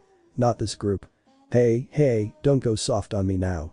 People die here all the time, buddy. Becca shrugged. Dozens a day sometimes. You get used to it. People shouldn't. But they do. She shook her head with a shrug. What you gonna do about it? Whatever I can. Naruto growled, bless his pure soul. This way of living ain't right. Life is sacred, it shouldn't be thrown away unless there's no other choice. And don't give me that live free or die hard shtick. He reached around and grabbed a captive by the scruff of their vest. This way, we'll have witnesses. I want witnesses. After all, if the city is rotten, then there's only one thing to be done. Eka tilted her head, watching him further as his eyes glowed red. You have to pull it up by the roots. His victim slumped with a gurgle. DCH. Naruto dropped him with a sigh. Bastard passed out on me. Rest'll get the message. Their remaining captives nodded their fervent agreement. Great. His smile returned tenfold. Eka flicked him a sidelong glance. Yup, that settled it once and for all. Definitely. Whiskers was insane. Hot, but insane. She didn't much have a problem with insanity, everybody was locked in one way or another down here. Night City was as Night City does and all that jazz. She knew he'd been preparing a prank of some kind, even if the details were scarce. But this went beyond the pale. Did she care? Meh. Nobody liked Arasaka. Night City was a city of grays. Hardly black and white. Becca liked gray. Sure, it was complicated sometimes. Sure, people were fucked up. Sure, it could be better. But you did what you had to survive down here. Goody two-shoes never lasted long. If the bad luck or blind stupidity didn't take them out, the gangs did, and when you really pissed them off they even put out a price on your head. Naruto's was unique in that they wanted him alive for some reason or another. Arasaka might just change that to dead after this, though. Japanese were really big on honor, and he'd just kicked them right in the balls. Sirens wailed in the distance. Alright, then. Naruto clapped his hands, snapping her fully back to reality. Guess that's our cue. Shame we can't walk back down. Becca rounded on him, incredulous. What you means we can't, your legs are broken or something? Well, I worked hard on this masterpiece. Seems a shame to walk all over it, you know. How the hell are they getting down from here in one piece, then? Naruto's grin grew. Wheedle. The spotlight snapped onto them from above, bathing the world white. Shit. Corpos must have caught on faster than she thought. This is Arasaka security. An unfamiliar voice brayed from a looming craft above. Surrender or be fired upon. This is your only warning. Lem, answer your question with another question. Naruto knelt and offered her his hand in the spotlight, bringing himself eye level with her. Do you trust me? Is now really the time for this? Blondie didn't budge. He didn't say a damn word. Becca eyed his palm warily. Trust, he said. She shouldn't but she did. Her hand edged out over the gap between them, slowly at first, inch by inch, before she finally found her nerve and took it, fingers threading through his own. Huh. His hand was pretty damn big. Warm, too. She wouldn't mind holding it for a while. Felt like she was holding the sun in her hands. She never wanted to let go. It was a silly, girlish thought, one she'd never say aloud, yet it nevertheless brought a faint tinge of pink to her pale cheeks. Screw it. She'd given Gloria plenty of time. David's mom still hadn't made a move on him yet. If she hadn't, she would. Some said love was war, and while Becca wasn't sure if this was love, she damn well wanted to find out. Her parted and gunship opened fire with a deafening roar. Golden light absolutely erupted from Naruto's back, almost too fast for her to see. For an instant, she could have sworn she saw a fox. Yeah, right. Her mind was playing tricks on her again. Whatever the damn thing was, it was large and big and fucking fast. Fast enough to swat the gunship out the sky like some annoying gnat. Then it was gone, leaving the spotlight to wink out, and the burning wreck plummeted down to the empty grounds below. It detonated in a fiery explosion. Hot wind lashed at them, blowing their hair back. Becca didn't dare turn around. What was? Sorry about that, didn't hear your answer. Naruto reached up to clasp her hand with his free palm, sandwiching her fingers between his own. Do you trust me? The small, girlish part of Rebka's soul giggled at the madness of it all. Her. Giggled. She didn't giggle. Blasted blonde was corrupting her. If she hadn't been interested in him before, she certainly was now. He'd just smacked a shit out the sky for her. Not flowers or chocolate or any of that silly sweet shit, but simple gratuitous violence. Made her feel nice and warm. Yes. Becca's tongue finally betrayed her, and damn did his face light up. The sight left her weak in the knees in more ways than one. There, I said it. Happy now. Great. Ignorant of her feelings, Naruto gripped her palm tight, then yanked, swinging her up into the air to land on his back. Then don't let go. Wait. She latched onto his neck and shoulders and flared down, not quite comprehending. What you means don't let go. Naruto leaped into the abyss with a laugh, turning her words to a terrified shriek. All the world became a blur, but only for an instant. In that single blessed instant before panic truly took over, Rebecca looked back, desperate to at least get a glimpse of what he'd done to Arasaka Tower. She'd never forgive herself if she didn't at least see it firsthand. Her eyes flashed, determined to carve it into her memory, no matter how grainy the footage might be. She wasn't disappointed. Of the once grand Arasaka Tower, all that remained was utter mockery. A grinning face leered back at her, carved in mangled mess of orange paint and other eldritch graffiti she didn't understand, but she didn't have to, because there, atop it all, painted in great glowing letters. Arasuka. That was a bad pun. Rebecca knew she should feel bad, if not for that, then the heat tarred, feathered, and roped atop the building. But she didn't. It flipped her switch. She startled laughing. Latching onto the back of Naruto's waist with her legs for better balance, she released his shoulders, leaned around, and grabbed him by the back of the head. The blonde made a confused noise, but she didn't give him time to process what she was doing. She had a second enough to glimpse baffled blue eyes, and then. MWAH. She gave him a wet, sloppy kiss. That settles it. She drew back, squeezed him tight, and kissed his cheek again. If we pull this shit off without dying, I'm gonna bang your brains out. Naruto's sputter was sweet music to her ears. They vanished in a streak of gold. You've got the right pair on ya, kid. Thanks, I think. Naruto looked up from the couch with a tilt of the head, not quite understanding the slang. That's supposed to be a compliment. Something like that. Main laughed, clapped him on the back and sat beside him. The sofa creaked beneath his bulk. You look comfortable enough. Enjoying the new digs. He cast a quick glance for his surroundings. You mean this place? Wasn't a bad hideout as far as hideaways went, dim but not dark thanks to the lights, spacious, yet cool, while avoiding freezing. There was a neat little kitchenette built into the northernmost wall, well stocked with food, drink, anything a man could ask for. Someone had even gone so far as to install a shooting range through that door over there, one stocked with all manner of weapons and firearms besides. Despite his inherent dislike of the latter and Becca's promise to teach him how to shoot, he was beginning to find his footing in this. It was the perfect place to duck away for a few days, if ducking was what a man had in mind. Not him. He didn't like the idea of hiding. Yeah, he stowed his grimace and offered a smile again. It's not half bad. Kurama sulked. Still not big enough for me to stretch my legs. Damn cramped city. On that, they agreed. In truth, this place was little more than a bolt hole underground, somewhere to catch a bite to eat, rest his head for a bit and relax.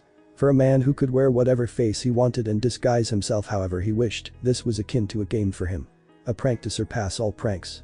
His deeds against Arasaka were already making waves. Big waves. He was the talk of the city. Everyone now knew his work, his face, his name. Rebecca as well, she'd become damn near infamous for it. She'd still been insufferably smug when she'd left this morning. Wicked little gremlin. At least she understood the sanctity of pranks. They were sacrosanct between the prankster and the pranked. One did not simply explain them, that was akin to telling someone the meaning of a joke. It wasn't any fun if you had to spell it out for them, if anything that took the fun right out of it. And he aimed to have a great deal more fun yet. Maybe you ought to take it easy for a bit, let the heat die down. Or at least he did, until Maine's words poured so much cold water on his enthusiasm. He blinked, realizing he'd been spacing out. Why? You've been busy, kid. The big bruiser leaned back and tapped his forehead. Too busy. Have I? He scowled. Naruto. Main. He lifted his chin to grind up at him and refused to budge. Not here. Not now. Not on this. Is that why you came here? To make me stop? Oreo's partner sighed. How many times have you hit Arasaka since that day? Be honest, now. Oh no. How many fingers and toes you got? I get that you're mad, but buddy, you're no Johnny Silverhand. Was that what he thought? Mad? No, no, no. Naruto laughed and cut him off with a shake of the head. You don't get it. No. Main clapped his hands. Enlighten man, then. This has nothing to do with me being angry. Because he wasn't. He was well past that. This wasn't about vengeance, not yet, the idiots weren't stupid enough to cross that line. This was about sending a message. Those Arasaka mooks started this when they went after David and me, when they made us go into hiding to protect Gloria. I'm just teaching them the error of their ways. Everywhere he could, whenever he would, wherever he could. They took my peace and quiet, so now I'm gonna take things from them. They decide when this ends. Them. Not me. Silence stretched between them. He waited for Main to respond. When he finally did, the older man caught him flat-footed. You're starting to sound like John Wick there, pal. Naruto squinted. Who? He's somebody you don't want to be. Main folded both arms before his broad chest and stared him down for the first time. Way I heard it, he was a lot like you. Nobody knew where he came from. He just showed up one day. No cybernetics, nothing but his name, skill, and a pistol in his hand. Night City took something from him, and he decided to take something back. He kept taking lives, guns, bullets, day after day. From the gangs, the everything and everyone that was wrong with the city. You don't say. Despite his best attempts, Naruto found his interest piqued. Sounded like a good friend to have. Is this Wick fella still around? No. Main shook his head, startling him with his vehemence. Don't. Guy's a ghost. A myth. A living legend. He laughed at that. Legends were real. Lem guessed the Bujiman. Close. A finger rose. He was the one you sent to kill the Bujiman. Nobody knows who he really is. Someone once said he was the brother of All Silverhand because he looks just like him. He used to work for Arasaka back in the day. He even tangled with Adam Smasher once. Damn near killed him, too. Oh? He was properly curious now and a bit concerned. What happened next? Wick didn't stop. He made enemies and one day, he vanished. No one ever saw him again. A large palm came down his shoulder. I don't want that to happen to you or David. Naruto saw a chance to steer the conversation away from his crusade and pounced on it for all he was worth. How's the kid doing, anyway? Great. Main's grin said he saw right through him. He's getting along well with Lucy. Better than your love life, that's for sure. His face warmed. Low blow. Maybe so. Becca's one thing, she'd jump you given half a chance, but staying away from Gloria's just gonna make things worse for her in the long run. Naruto scowled a little at that. He wasn't so foolish as to think himself invincible in this world, but he knew he was a damn sight harder, better, faster and stronger than most. He could turn Night City into a charred crater if the mood struck. Not that it would, or that he should. Of course that didn't mean he was about to lower his guard anytime soon. Still, for someone to think that he was weak just because he kept people at arm's length, it riled him more than he cared to admit. Kid, this is Night City. There are no rules here. If you like 'em both, just. Naruto smashed his fist down on the sofa. Main. The bruiser tilted his head. Yeah. Hush. Have it your own way. He must have seen the flash of anger in his eyes, because the brawler steered the subject to safer waters. Back to what I was saying, you've got Arasaka seeing red. Naruto clicked his tongue good. You dyed that last corpo orange and hung him by his toes. Oh, he remembered that one. Nasty bastard. Didn't regret it. Meh, he lived. Main flung up his arms. Not the point. This crusade of yours has to. Boy, now. A finger rose. You say stop, you're not gonna like what happens next. Ain't telling you to stop. Main planted both palms on either side of him. Just to slow down. Ease back for a day or two. Go after someone else. When he didn't object, his mentor grinned. I've even got a nice juicy gig lined up for you. And I suppose you want me and Rebecca to handle it. No can do. Maine shook his head. She's busy tonight. And this has to happen tonight or not at all. There was something more to this. Something he wasn't saying. Alright. I'll bite. Who am I working with? Maine looked over his shoulder and whistled. The door swung open. This guy. Naruto found himself sitting just a little bit straighter as a stranger sauntered into his apartment. For their part, the newcomer seemed just as interested in him. Bright blue-pink eyes blinked back at him within a pale face framed by dark hair and a small smile. She was a slender young woman, yet she moved with eerie grace, light on her feet. Her footsteps barely made a true dent. His eyes were the two strange whisker marks set on either side of her face, but he could tell those had something to do with implants, not natural. She seemed friendly enough. She regarded him for a long moment. So you're the one getting Arasaka's tits in a twist. Her eyes flicked up and down the length of him, considering him, judging his worth. You certainly look like the one on all those wanted posters. When he didn't flinch beneath those piercing eyes, the small shade of a smile touched her face. Maine said great things about you, that you're fast and strong, apparently bulletproof to boot. How much of that is true? Naruto climbed to his feet. All of it. As he looked on, that small smile became a smug smirk. I'm Sasha. She offered him her hand. Looking forward to working with you. Naruto. He reached out and clasped it. Her grip felt weak, but he wasn't fooled for an instant. Who knew what kind of implants she had? What's the job? It's simple enough, she pretended. A raid on Biotechnica. Nothing big.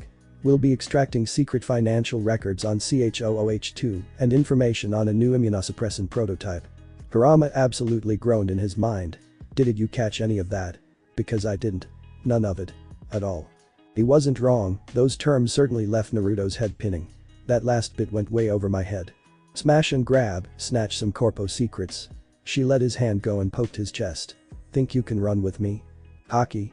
Not quite as cocky as Becca and really, who was? But she'd learn. Oh, she'd learn. If it's running you're worried about, don't be. I can pull my weight. Low laughter reminded him they weren't alone. Sure enough, he looked back to find Maine wearing a shit-eating grin. Right then, just leave the two of you to hash out the details, eh? He stood with surprising speed for one so large, tipped his sunglasses down, and actually winked. At the two of them, then sauntered away. I'll be in touch TONIGHT. As far as gigs went, it was simple. Biotechnica headquarters was a tall building, simple enough to find. And again, finding it wasn't the hard part. Getting in and out unscathed. That would be. Sasha still felt confident enough in her scheme. Initially, she had wanted to go this alone, but Maine had been damn stubborn and in the end she'd consented if only to get him off her back. Netrunners were dropping like flies these days. Couldn't hurt to have a bit of muscle to watch her back in case things went south. Muscle, huh? Her gaze flitted to the young man walking beside her in the rain. From what she'd heard of him, she'd half expected this Naruto guy to be seen feet tall and carved of pure rock.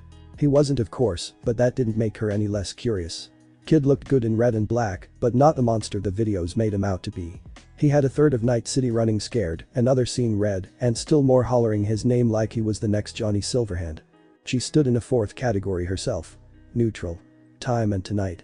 Would measure the weight of his worth in her eyes. Was he just a dumb bruiser? Or was there a keen mind behind those baby blue eyes? He'd have the chance to prove himself soon enough because, surprise surprise, Biotechnica had guards. 2 of them. She ducked behind cover and reached into her pack. Just give 'em a minute. Naruto shot past in a streak of motion. Plunk. Sasha's head snapped up and found him standing over their prone bodies. They're out. He sketched a shallow bow. You coming? She climbed to her feet with a sigh. Show off. Maybe this wouldn't be so bad after all. Want me to break down the door? Sasha sashayed past him, huffing softly to herself. Let's try something a little more subtle. She took a cord from her wrist and plugged it in. Almost a heartbeat later, the doors swung open. See? Isn't that better? Naruto found himself whistling, mildly impressed. Neat little trick there. You ain't seen nothing yet. She winked. Wait here a sec. Quick as a flash she darted inside, vaulted a desk and performed that strange wire feat of hers once more. At least Naruto assumed she did, because not a moment later every camera seemingly went dead. Her mission accomplished, she gave a soft whistle of her teasing him perhaps. And waved a hand over the desk. He sauntered in after her, eyeing the dead electronics. Not a bad tactic. He would have just speed blitzed the place and been done with it. You're in? Maine's voice crackled through his ear, causing him to jump. Blasted earpiece. Still wasn't used to it. Alright, in and out you two. That jammer ain't gonna hold forever. Yes. Sasha rolled her eyes. Come on. She made for the elevator. We're headed for the main office. Hope you don't mind cramped spaces. Naruto very much did, but saying that was tantamount to admitting weakness. Great. They rode the elevator up, him with gritted teeth, Sasha humming softly, chewing on a wad of gum. She blew a quick bubble as the doors opened and rushed out, leaving him to follow her. Darkened halls dimly lit by dull red lights awaited him, bearing a myriad of twists and turns besides. Sasha ignored them all. She made for a door at the end of the corridor. Another one of her tricks opened it just like the others. From there they entered an office with a terminal against a great glass window, allowing a near panoramic view into Night City below. Naruto felt his mood sour all the more at the sight. Wasn't much of a view, really, not the kind he was used to. Skyscrapers, and more skyscrapers. All these buildings crammed together made him sick. He longed to tear them down. Even now he could sense all the pain and agony and misery in the city, so much so that he had to close himself off from it once more. But he couldn't now, could he? Not completely. Not entirely. The muscle jumped in his jaw. Damn place. Alright, Sasha strutted past him and shrugged off her pink jacket, revealing the skin-tight black bodysuit beneath as she sank into the desk chair. Keep an eye on my body. She took a visor from her pack and set it over her eyes. Pink light danced before her eyes and he thought he caught a holographic "hi" written within as she looked at him. I'll be right back. Sure. He flicked her half-hearted thumbs up, curious to see what came next. She went limp in the chair. A moment passed. Then another. Then. Nias. Main's voice drawled in his ear. She's got the data. Now haul ass before anyone catches you. Sasha wasn't moving. Naruto fumbled and touched a finger to his ear. Main. She's still in the chair. Is that supposed to happen? Sasha. Main's voice crackled with a hint of concern. You alright? Shit. Jammer's down. There could be no denying the panic in his tone now. Get out of there. We already got what we need. Security's gonna be on your ass in a minute. What was he missing here? Naruto nudged her. Oi. Sasha. What are you doing? Her eyes snapped open. One hand reached up and tore her visor free. The other touched a finger to her earpiece. Sorry. She whispered softly. Sadly, almost. Main's voice rose. Don't you dare. The line died in a crackle of static. Naruto caught her wrist as she stood. Have you lost your mind? He expected a struggle. Resistance, at the least. Instead, he received something else. Sasha slumped in his grasp. Securicine. She rattled off the name, face blank, eyes gone glassy. It's a product Biotechnica made, one they've been using for a while now. Painkillers with undisclosed side effects. A brief blink as she seemed to recall what she'd read or seen from memory. Gradual neurodegeneration. Side effects will not be disclosed to the public. Product will not be pulled from the market. She bit her lip so hard it bled. I should have known. I should have known, those bastards, those absolute bastards, after all this time. You're not making any sense. Don't you get it? His words seemed to reactivate Sasha. In an instant she was in his face, shouting at him, railing, struggling in his arms. They killed my mother. She took those pills for pain. They rotted her brain. Literally. Until she died. And I didn't even know. Until now. Well, damn. Her words numbed Naruto, so much so that he lost his grip on Sasha's wrist. The second he did, she dove back to the desk. Out came the wire from her hand again, this time plugged into an adjacent socket. The screens before them changed, indicating an upload. A slow one. What are you doing? Uploading this to N54 News. Sasha's face was written with cold fury as she wrapped the cord tight around her wrist. It left her enough slack to move, but bound her to the desk all the same. That didn't stop her from taking the charges out her satchel. I'm gonna take those down, make 'em all pay, then blow this office to bits. Her eyes met his. With or without you. Naruto didn't budge. There's still time. You can run if you like. Run. Her words were a thorn, pricking painfully in the side of his pride. He crossed both arms before his chest. Who's running? Some unidentifiable emotion flashed through Sasha's gaze. You don't have to do this. Yes, he did. He knew he'd never forgive himself if he walked away now. And so he lowered his arms, walked to the door, and waited. His patience was soon rewarded. Someone detonated a breaching charge on the other side and burst open in a rush of flame. 3 soldiers waded through, guns in hand. Robot drones. Sasha yelped and ducked behind the desk, grabbing something from her belt as she fell. Naruto heard a soft click, then a grenade whistled up over the desk and through the air, spraying smoke in their faces. He heard the trio pause, no doubt taking a moment to let their optics adjust to the haze. They were still adjusting when he burst through it, shining like the sun. Rasengan. He caught the first dead center in the chest with the spiraling sphere. It rocketed back out of the room before its compatriots could even hope to react. By the time they realized their peril, it was too late.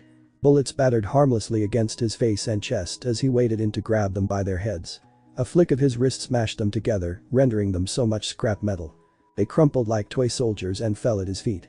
Two more stepped up beside their fallen fellows, only to find their guns torn from their hands. He kicked one away, grabbed another by the arm and flung them over his shoulder. They hurtled past a desk and struck the window, shattering it in an instant. The drone didn't scream as it fell to its deaths. Machines never did. One punch put the other down. See? He grinned back. That wasn't so hard. Sasha poked her head out. What the hell are you? Bullets crashed into his back, drawing an annoyed grunt from him. More mechs came to avenge their fallen brethren. One after the other. Good, he wasn't satisfied yet. Machines didn't think. They didn't feel it. They weren't to be mourned. They just broke beneath his fists. Shattered, like so much glass. It was madness. Sweet glorious madness. He fought through swarms of drones not in minutes but seconds, battering them down, hammering them apart, tearing them asunder, all while their bullets ripped harmlessly at him. Rip. Yes, that was the word. Rip and tear. And then Sasha was there, vaulting over his shoulders like a cat. Idly he noticed claws sprouting from her finger, claws she soon put to devastating use. She slashed the head clean off one drone, caught the head of a second between her thighs, wrenched her body back and slammed it down near the broken window. A pink and black pistol tore free from its holster. It spat once. The mech didn't rise again. Neat. Laughter burst out of him as she savaged the sole remaining mech with another swipe of her hand. Kitty's got claws.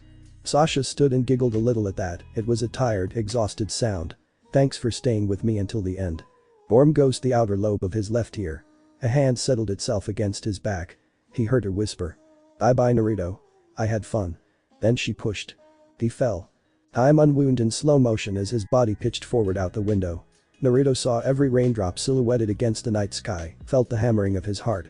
A soft chime reached his ears a moment later. Every fiber of his being tensed as realization dawned. The explosives. Sasha meant to die here. She knew he would survive the fall. The same couldn't be said of her and the explosion. The chime faded. A dull thump rattled the building. Fire lit his world orange. Idiot. There was no time to think or plan, only to react, and he had less than 3 seconds. All the time in the world. He kicked off the surface of the building, channeled chakra to his feet, and surged back up through the broken window. Sasha wasn't facing him. She didn't see him coming, didn't even know it was him until he grabbed her by the shoulders. The faintest glimmer of shock had only just begun to manifest upon her pale face when spun her around and wrapped her body in Kurama's cloak. He saw the precise instant her body shimmered red and gold, shielding her from what was to come. Then he kicked backward, launching them away. Fire kissed his feet as his ears rang. The explosion hit a moment later and launched them clear into the air. For a single blessed instant they hung there, suspended in the air. Then gravity grabbed them. Hard. Crunch. Breath burst from his lungs as his back struck something, a car, and broke his fall. He heard Sasha gasp in his arms. Again now, as they tumbled free. They'd landed on an abandoned road, a raised one leading out of the city. He managed to glimpse that much between the pouring rain and his own pain. By the sage, the pain. It was enough to make a man black out. He almost did for a minute there. Steeling himself, he closed his eyes against it and willed his back to heal, muscles mending, spine growing strong once more. He wasn't sure how much time passed between now and then. It felt like seconds. Could have been minutes for all he knew. I did it, Mom. Someone sighed. I got the bastards just a little longer now. But next he opened his eyes, Naruto found Sasha standing on the edge of that raised road, gazing up at the burning Biotechnica building. You thought she wouldn't look at him. Why didn't you let me die? It would have been so much easier. She was standing way too close to the edge for his liking. Sasha, would you step back? Why? She turned to face him at last. I'm fine where I am. Those blank eyes said otherwise. His heart twisted at her pitiful expression. She really hadn't expected to survive this. She'd been thoroughly prepared to die. And now that she hasn't. I said step back. He pushed himself to his feet, grabbed her wrist and tugged her away. Sasha didn't like that. Not one bit. Let me go. What are you doing? Saving your life. He growled. I don't want you to. Tough. He didn't dare let go of her now, for fear she'd fling herself over the edge. Whatever you're feeling, it's okay. Let it out. Her hand cracked across his face, snapping his head to the side. Naruto let her. This is Night City. She raged, slapping him again. Everyone dies here. Even you. Everyone. Why couldn't you let me go out on my own terms? I don't have anything left to live for anymore. Why couldn't you? He caught her wrist as she wound up to slap him again. This close he could feel the anxiety bleeding off her, so much water from a broken sieve. She was a broken mess. Adrift. Bereft. Without a purpose. Then give her one. I won't die. He patted her head with his free hand, fingers running through her damp hair. And I'll give you a reason to live. That's a promise. So don't worry, alright. Everything's gonna be okay. He saw the exact moment Sasha's resolve broke. She hiccuped. Sobbed, really. A lone tear ran down her cheek, nearly invisible in the air. Liar. Nope. He beamed at her. I've died before. Wasn't for me. Her laughter was weak. Yao, you can't just say no to death. Are you kidding me? He laughed with her. That's the only thing we say to death. Not today. And I never go back on my word. Suayu one event.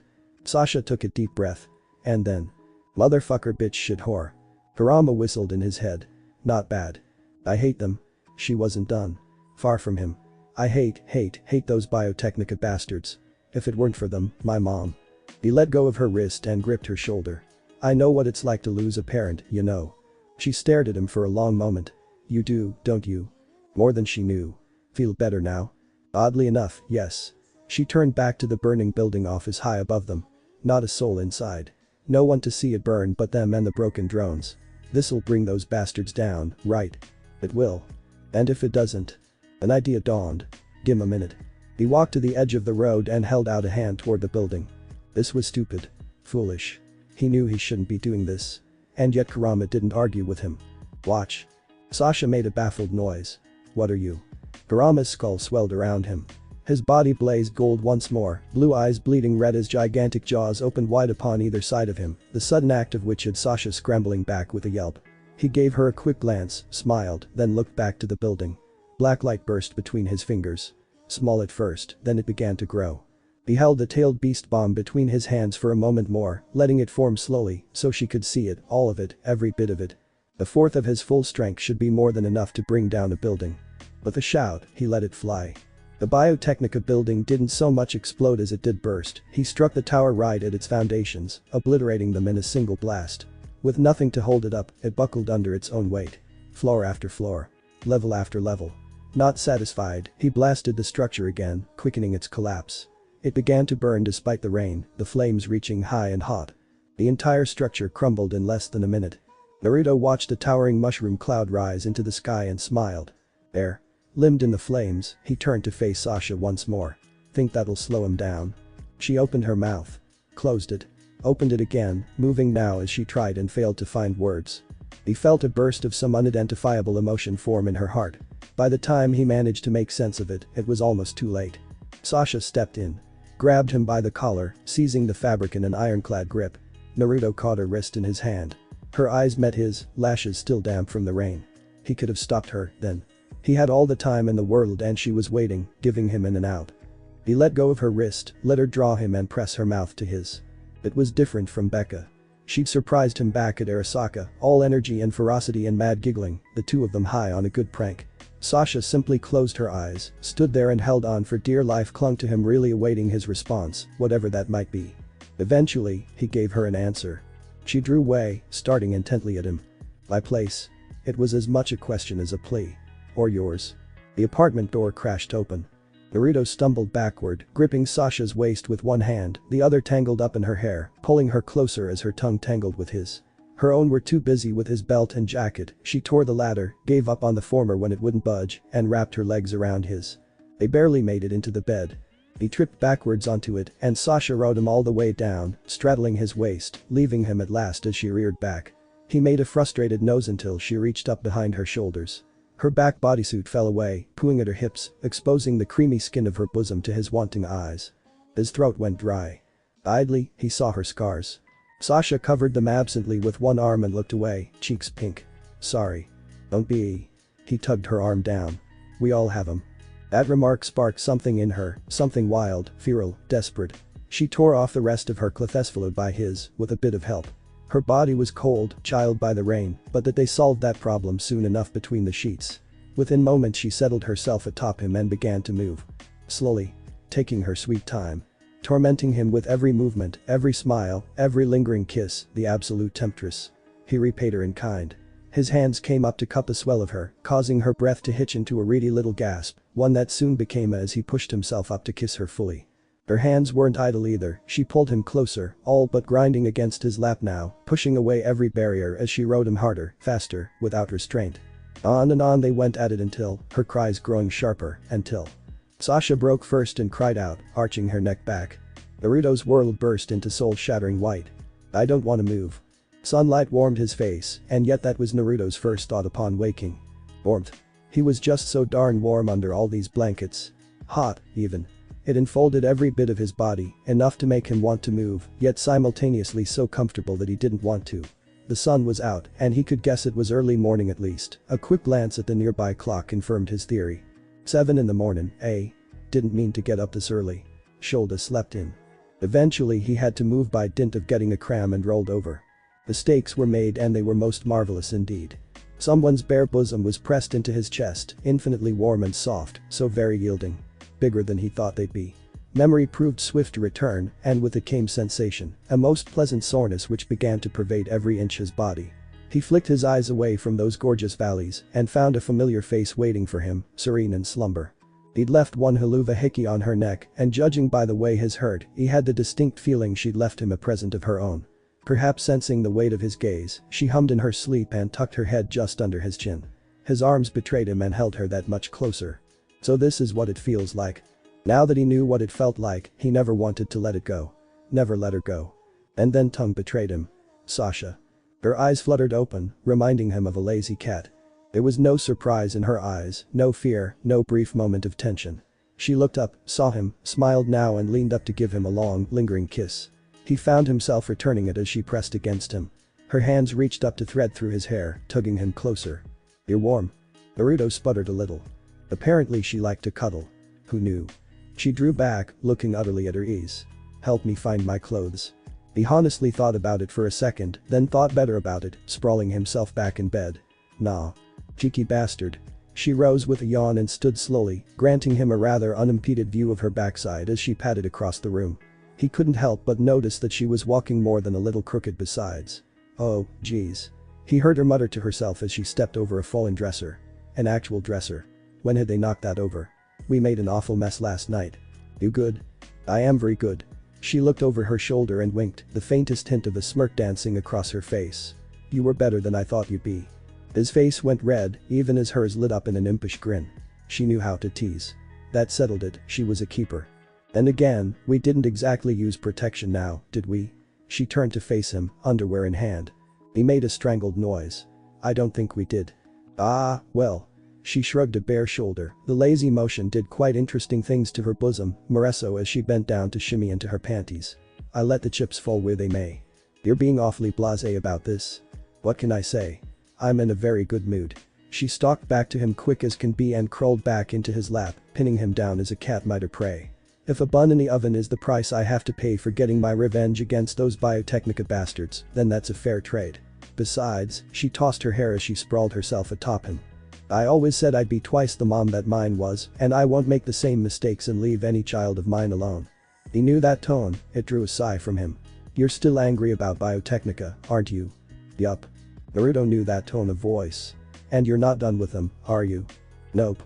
She lowered her head, kissing him along the jawline. "You took out their main building, and I'm grateful for that, but the executives and their cronies are still around." Ah. A gasp trickled out of her as he took hold of her rear and planted her in his lap much more firmly. "And they're corrupt. All of them are. They'll try something like this again in the future, mark my words. I'll be keeping an eye on them." "You said they were corrupt, that most people working for them were corrupt, right?" "I did." She leaned back as he began to massage her hips, tracing his hands across her skin in slow, smooth circles that had her biting lower lip to stave off a whine. "I know you're busy with Arasaka and all, but I'd really appreciate some help with these bastards." Guilty by association, were they? He'd be the judge of that. But she was right, this wasn't over, not by a long shot. A thought occurred to him. "So what now? We go steady or something?" "Or something." Sasha smiled and laid her head against his chest. "No need to be so old-fashioned. We had fun." Her fingers flitted downward, stroking his ribs. "I wouldn't mind having fun again." She blinked up at him through long lashes. "Simple as that. We can see where this goes." "Sounds good." That was a lot simpler than he thought it would be. Sasha must have seen his expression because she gave him another kiss, a quick peck on the cheek. Night City gives and she takes. Enjoy what you have while you have it, live in the moment and don't worry about the future. Her purse suddenly, drawing down in an adorable pout. Although. Maine left a message. She tapped a finger to her skull, indicating she'd received a call from the man himself. He's got another job for you, if you're interested. Her gaze flitted up and he could tell she was reading some message through her cyberware that he, having none, couldn't see. Maelstrom. She wrinkled her nose in disgust. Nasty guys. Drug runners, murderers and psychopaths, among other things. Seems they've been getting too big for their britches. Someone's put up a bounty to knock them down a peg, but it's weird. They asked for you and him specifically. Nobody else. It did sound strange, boo, maybe he was getting popular. We should probably get out of bed. Sasha grinned. We should, but we're not going on it yet. And why is that? She kicked off her panties. You make a compelling argument. He didn't leave her apartment until late afternoon. By the time Rebecca came around, he was already long gone. Rebecca was nobody's fool. Sure, she might be a little crazy, everybody was here, but she wasn't stupid. She knew Sasha had bagged him when she opened the door, she just didn't know how at first. Sasha was more than happy to take her to a bar and tell the story, therein lay the rub, she wasn't making any effort to hide her satisfaction, she was acting like this was some kind of foregone conclusion, like she'd already won the freaking lottery or something. That irked Becca. She wanted to play that way, did she? She may have won the first battle, but there would be many more to come. Maybe that was possessive of her, trying to claim someone who admittedly hadn't shown that much interest in her. So she was protective of Naruto. So what? She liked him. They clicked. Kid had moxie in spades and he wasn't afraid to speak his mind. He wouldn't take shit from anyone, and when it came time to put up or shut up, he would be right there swinging with the rest of them, better than the rest of them. There was just one problem. He was too nice. Night City didn't do nice. It ate nice for breakfast, took nice people like Sasha's mum, chewed them up, and spat them back out. She didn't blame her friend for swearing vengeance on Biotechnica, she'd be a hypocrite to say otherwise. Hells, she'd go right on the warpath herself if anything happened to her bro. But there were limits, things you just didn't do. They were pissing off the corpos, no problems there, but they were ticking off too many at once. Arasaka was enough to deal with without those bio bastards nipping at their heels. And they'd leveled a freaking building. Defacing a skyscraper top to bottom was one thing. Arasaka, she'd never forget that as long as she lived because it pissed people off and embarrassed them, but destroying one, even an empty one. That put a target on your back. Biotechnica didn't have the manpower of Arasaka, but they were vicious little shits and nobody liked losing money. They wouldn't turn the other cheek for this. They'd lash out. And if Sasha kept dragging Naruto into this crusade of hers, he might actually die. You alright there, Becca? Becca blinked, tugged back from that thought at the last instant. No, she was not. She knocked back another bottle for courage and scowled. Where did Whiskers wander off to anyway? I thought he'd be here. Sasha crossed one leg over another, utterly unrepentant. Maine snagged him for a job about an hour ago. DCH. Course he did, the jerk. Still, that made things easier. They could have it out without him here. Listen here, kitty cat, she jabbed a finger against her stomach. Don't think you've won this. It isn't about winning. Sasha took the jibe in good spirits. He saved my life and gave me a reason to live. That earned her a particularly surly scowl. Is that why you fucked him? Her smile didn't waver. I did. Loudly and happily. I like him. Yeah? She squinted at her. Good for you. I like him too. And I saw him first. Sasha poked her right back, utterly unfazed. If we're going by that logic, Gloria saw him first. Rebecca flinched despite herself. Shit. She'd forgotten about David's mum. Gloria was cool and all, but she'd given her plenty of chances. If she was going to hide away like a coward, well, that sucked, but she couldn't wait forever. Let her make a move if she wanted to. If not. No, no, no. Don't go there. She stamped down on that thought and shook her head, setting her hair swing. My point stands. I call dibs. And I don't like to share. Share? Sasha smiled, a slow, satisfied smirk that dimpled her cheeks and lit up her eyes. You don't know, do you? Know about what? She tilted her head. About those shadow clones of his. The clones? Her brow furrowed, not quite comprehending. Those copy things. What about them? They're good for pranks and shit and taking a hit. So? Sasha leaned in. They're useful for other things, too. Things we tried this morning. Other things? Her eyes widened. Oh. Oh. Oh, that kinky bitch. Think about it. Sasha licked her dot. Becca took a deep breath. This means war. Sasha strutted away, hip swing. Then war at IS. His head hurt. Maine wasn't sure why, but it ached something fierce. This damned migraine had crept up on him for the last week now, slowly but surely, growing stronger every day, and now it was tugging and twisting at his temples, grinding his gears at the worst possible time. Like a jackhammer banging off behind his skull. He couldn't think straight, couldn't aim his gun, couldn't even function. He thought he was alright, that he wasn't going to have another attack, not here, not now, not in the heat of the firefight. A bullet whistled past his head, snapping him out of his daze. Right. Maelstrom. He remembered. They'd tracked some of the bastards down, gone to crack some skulls. That had been the plan, at least. Turned out the bastards were ready for them, and they'd brought friends. And this damn headache had him cowering behind cover like a coward. He hated it. Maine. Naruto dropped down beside him, jacket smoldering from the last round he'd taken, but he remained in good spirits. You good? Fiend. He muttered, cursing himself for the slight slur in his words. How are you holding up? There's a lot of them. The kid cracked his neck. Might take a few more minutes. A lot? Was that what he called 50 gangsters? Damn show off. Go on. He waved him on. Kick their asses. I'll catch up. The kid didn't need to be told twice. He vaulted a makeshift barrier, burned gold, and then he was among them. Maine poked his head out and watched the carnage that followed. Fists flew, blood spattered, bastards cried out. He didn't show them any mercy. He was killing easier now. Not good people, but the bad ones. Said he knew the difference. Should that worry him? Sure, he could tell which was which, or at least he claimed he could, but what happened if he ever decided they were bad people? Maine knew the answer. They'd die. Badly. But that day was far off hoped. Right now they had a more immediate concern, one hellbent on grinding their bones to dust. Maelstrom weren't nice guys to begin with, they were scum through and through. Most other gangs hated them even more than the Inquisitors, and those bastards ripped out cyberware from living people to save their so-called souls. Bunch of crazies. Night City took all kinds. Still, he couldn't let the kid take all the credit now, could he? He raised his arm, felt metal shift as his cannon came up. He fired round after round in after the kid. A pair of big bruisers went down with smoking holes in their chests. Another jumped the kid and lost his head for it, literally, a backhand swipe blasted it clean off his shoulders. Even as it fell he dropped flat, scissored a man's legs out from him under him, and smashed a Rasengan into another's groin. Ouch. Damn good work. Then the knives came out and he became a golden dervish of death, whirling and slashing with abandon. Cheeky kid was stealing all his kills. Not close enough. He needed to get closer. Couldn't make him do all the work. So he kept firing. Again and again. Round after round. All of a sudden, his head didn't hurt so much right now. In fact, he felt good. Really good. He laughed and waded in, firing at the thugs with reckless abandon. Bodies hit the floor. Maine laughed louder. His headache seemed so distant now, little more than a bad memory. Just keep firing. That was all that mattered. No, nothing else mattered. Just kill them all. Rip and tear until it is done. Grenade. Maine heard the warning too late. Saw it at his feet. His eyes widened. A curse formed on his dot. And then Naruto was there, diving on the damn thing without a second thought. Get down. A wave of heat blasted forward. Maine's arms went up and then he went back. Everything became after that.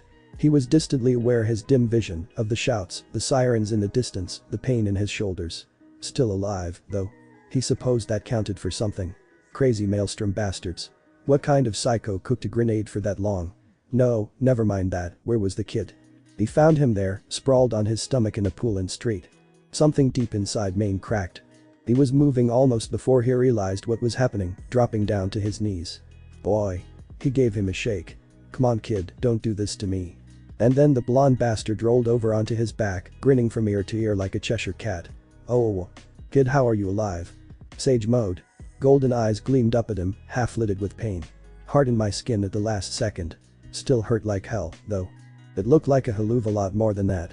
His shirt had been blasted apart and there was an ugly red patch across his chest. He could see bits of shrapnel stuck in there, bits that were even now tumbling out as the blonde tightened the muscles in his chest. Those wounds, at least, closed. The burned skin began to mend as well, but slowly, far slower than it should have. Even he could see that. How bad is it? Naruto croaked out a cheeky laugh where he lay. Are my dashing good looks ruined? You're probably gonna have a scar, even with that healing factor of yours. Damn brat smirked at him. Ladies like scars, right? Sure they do. He blinked and found himself standing in a desert. Maine? Another blink and he was back in the city again. Weird.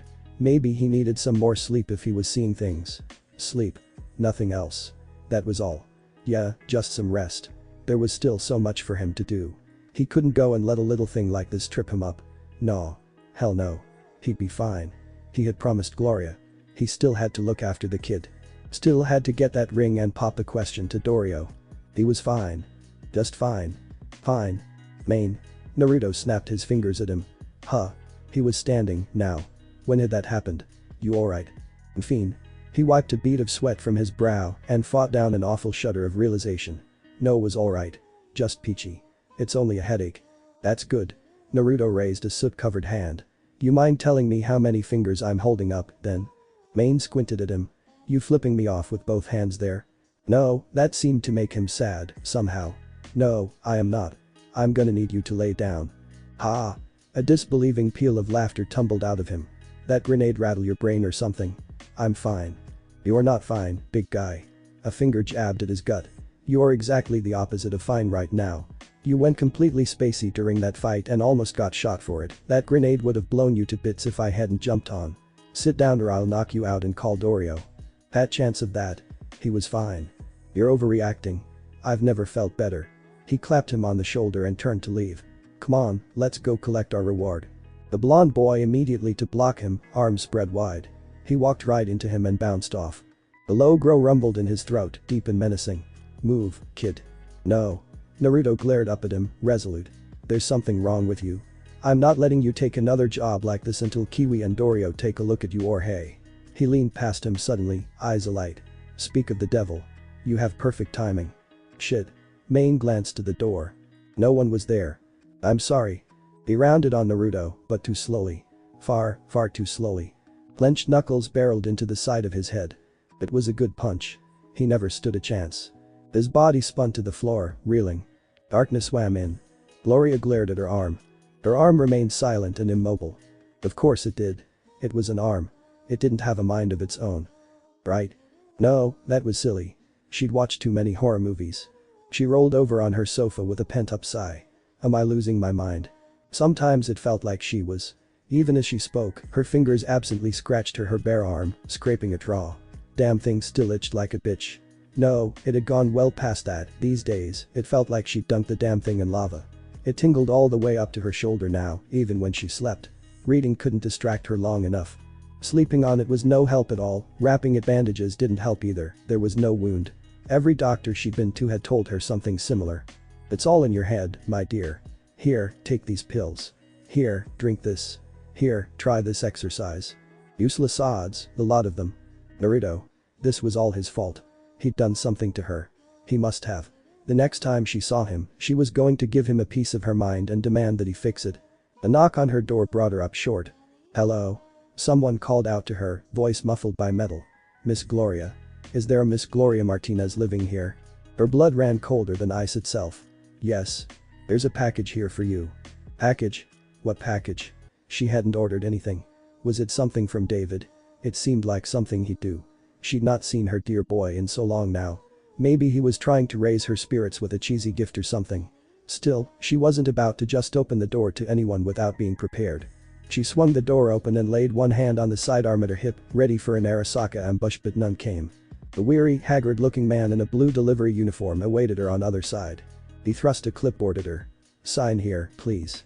She scribbled out a signature, mumbled her thanks, accepted the package and closed the door in the man's face. A quick inspection of the package allayed her fears. Huh. It was from David after all. How sweet of him. He was risking himself sending her something, but she appreciated the sentiment. Now if only her arm would stop pissing her off. Pausing only to lock the door behind her, she threw the gift down on the counter and stalked to the fridge. A cold bottle of beer waited her, just the bomb she needed. She'd never considered herself much of a drinker these days, but drinking was the only thing that made her arm stop aggravating. Beep. She paused, bottle to her dot. What was that noise? Had she imagined it? Beep. Beep. Blasted, there it was again. Beep. Beep. Beep. Run. She jolted. Hello? The voice came on again. Run away. She clutched her head and leaned against the wall. It was practically a shout now, a shriek. Leave this place. Gloria gripped her head and doubled over. Shut up already, will you? Remarkably, it did. Great, now she was hearing voices in her head. She didn't have that much cyberware. Surely this wasn't going cyber psycho. Her arm felt like it was on fire now, which only shortened her already exacerbated temper. Exasperated, she stalked back toward the package and tore it open with both hands. A neat little digital clock awaited her within, a timer counting down to 0. Her eyes widened. Oh. Gloria's world burst into flame. David saw the smoke first. He heard the siren second, smelled the ash third, and then he was through, bursting out the alley to see their apartment in all its ruined glory. What was left of it, at any rate? The entrance was gone. No, all of it was gone. Everything. All of it. Every bit of blackened and unrecognizable mess. The ceiling had been blasted clear away, exposing the room to the gray sky above. Dark clouds threatened rain. Smog clung to the air. He stumbled through it, coughing, heart hammering as ducked under a broken beam, and worked his way past the rubble. This couldn't be happening. It just couldn't, this was all some terrible fever dream it had to be. There she was. He glimpsed a badly burnt body sprawled out on the floor, face down in the ashes, missing all but one arm. Worse, he saw wisps of her red hair clinging to her scalp, the tattered shreds of an all too familiar yellow jacket dangling to his shoulders. He didn't want to see. Didn't want to believe. But he did. Mom. David skidded down in the ashes next to her body. No, no, no. Don't do this to me. Breathe. She didn't. No response. Not even a twitch. He fumbled for a pulse and found none in vain. His eyes widened. Something snapped in the back of his head. It felt like his mind. Please say you can't. She twitched. Mom. A wash of hot air rushed overhead. He looked and saw a familiar vehicle sweeping in from above. Drama team? Why were they here? No, didn't matter, bastards had good timing. Landing, stand clear. A voice blared from the car. Initiating security protocol. Follow all instructions. Two men disembarked quickly, one swung out a collapsible stretcher of some sort and gestured quickly. Place the patient on the stretcher. He complied numbly, lifting her broken body onto said stretcher. It would be alright. Everything would be alright. If anyone could save her it would be. Whump. A harsh thud echoed behind him, and quite suddenly Naruto was there, eyes narrow, body shining like the sun. He didn't even look tired, he must have run clear across Night City to get here, but he looked fresh as a daisy. A very angry daisy. There was a curious stillness about him, a silence that chilled David's blood. He walked right past him, didn't even seem to see him, and stopped over Mom's body. Gloria, what happened? One of the trauma team tried to nudge him aside. Sir, please stand back, we're professionals. Wait, you? They choked now as they got a good look at his face. There's a bounty on your head. Funny you should mention that. Those blank eyes turned to face them. I wasn't aware Gloria had a trauma team package. David stilled. That's right, she doesn't. You bastards left her to die on the highway. I remember. He did. How could he have forgotten? They'd abandoned them on the road, discarding them like so much trash. He'd been too panicked to remember, but now that he would. Trauma team didn't do anything for free. If they were here now, that meant these humans either weren't the real deal or someone else had paid them to be here. Which meant. His pistol tore free from its holster and slammed up, safety flicking off with a harsh click. Who are you people? In hindsight, it was only natural for paramedics to freeze up when confronted with potentially lethal force. It was not, however, natural for them to draw their own sidearms and respond in kind. Naruto hummed softly, furiously. You're awfully quick on the draw, there. Control, one rasped into a radio, we have them. Send. Naruto reappeared behind the imposter in a yellow flash, grabbed their head and twisted savagely. An awful crack filled the air. The man fell with a gurgle, neck broken. Even as he tumbled to the floor, his comrade spun and snapped off a shot, only to find it slapped out the air by a golden palm, then said palm struck him in the chest and blasted him into a wall. Unlucky. He got to live. Death would have been a mercy. All this in an instant, less than a fraction of a second. He didn't even have time to use his Sandevistan. Hell, he'd barely had time to blink, much less comprehend the idea of attacking before it was over. It was humbling, terrifying even, to realize just how lethal his friend truly was. The gap between them couldn't be that big. It just wasn't fair. Alright, Naruto knelt and touched a glowing hand to Mom's chest. Hang in there, Gloria. You don't get to die yet. A raspy breath arose from her charred chest, little more than a low wheeze. His hand fell away, leaving a circular symbol behind. Was it just him, or was she starting to glow? How? Easily. Naruto clicked his tongue. I healed my guy after he used the 8 gates. This is nothing. The stunned member of trauma team groaned where he lay, sprawled in the dust. Oh, right. Forgot about you. He scowled. David, be a good boy and watch your mother for a minute, eh? I need to have chat with our little friend here. Still speaking, he grabbed the survivor by their face. Out came a knife. Talk or lose your tongue. So. This was death. Why was it so hot? Shouldn't death be cold? Gloria had always heard it was cold. That there was a light at the end of the tunnel, that sort of thing. But there was no light here. Nothing but darkness. And it wasn't cold at all, the shadows blazed like an engine of fire in her chest. She could feel each heartbeat scorching her throat. Breathing hurt. The mere act of thinking sent 1,000 needles stabbing through her skull. So hot. Too hot. It felt like her very blood was on fire. She doubled over, clutching at herself with both arms, but moving only made the pain worse. Was this hell? Hardly. Don't be so dramatic. That damn dirty voice again. She twisted left and right in search of it, but found no one. Of course you can't. The voice came on again, reading her very mind. You have eyes, but you refuse to see. Rather, you're afraid to. Something shifted behind her in the gloom. She couldn't see it, but she heard it all the same. The chill shot down her spine, cooling the heat in her veins, if only for a moment. Don't turn around. And again, she'd never been one to listen to common sense. If she had, she never would have come to Night City. David never would have been born. She never would have fallen in love again. She spun about. And saw.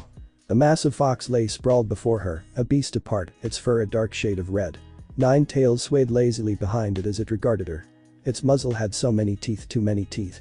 Each of which were presently bared in a vulpine grin that made her very soul shiver. An old proverb came to her frazzled mind. Stare not into the darkness, lest the darkness stare back. A little late for that, now. So you have a spark of courage in you. The beast's grin grew, bordering on a sneer. Interesting. Perhaps you're not a complete waste of my time after all. Gloria grit her teeth and stood her ground, something told her stepping back now would be a very bad idea. What are you? A piece of something greater, one that entered you when you first lay dying. Honestly. It made an annoyed noise. You've been a proper pain in my ass this entire time. I tried to warn you about that bomb, but you just wouldn't listen. Now look what's become of you. Do you have any idea what you've unleashed? No. Of course you don't. Red eyes rolled in sheer scorn. Honestly, I don't know what he sees in you. If it were up to me, I would have let you die. Fresh pain racked Gloria's body from head to toe. Or was it her soul? She no longer knew, only that it was the worst hell she'd ever known. A plume of steam fled from her as she doubled over with a sharp cry. Her legs buckled and she fell to her knees, clutching herself. Golden flame blazed from her arm and crept across her body, bathing her in radiant light. And then came true torment. Pure heap and agony burning. Make it stop. What happening to me? The fox gazed down on her without pity. You're becoming something more. Something greater than you were before. I had intended to make the process gradual and avoid harming you, but now I've no choice. You'll perish if I don't do something, even with his help. His voice didn't waver, even when she crumpled over on her side. Or would you rather die? Please, it hurts. If I stop, you will die. He was as implacable as the sun itself and thrice as cruel. Then again, healing means nothing if you no longer have the will to live. Would you prefer that? To just roll over and die, since you don't have the courage to face the dawn? The last scattered thread of Gloria's restraint snapped with an audible twang. How dare he? On some level she knew what the foxy bastard was doing, appealing to her emotions, trying to piss her off. It worked better than he could have possibly imagined. Gloria didn't erupt, she went berserk. You know, I know you're playing me, but what the fuck am I supposed to do now, huh? Up went her blazing arms, the pain momentarily forgotten in her rage. What am I going to be if I die, huh?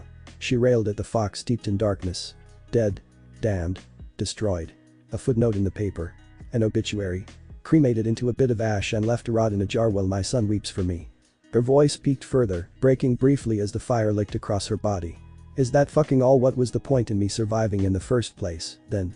Silence reigned supreme. It stoked the fires of her fury to new heights. Damn him. Damn it all. Night City will just keep going, won't it? A snarl tore out of her. People will keep watching the stars, hoping, dreaming, and for what? The rich get richer and the poor get poorer, the dead get deader, all of it. All of it. She thumped a charred fist against her chest. That's my reward for everything I suffered. Tears pricked at her eyes.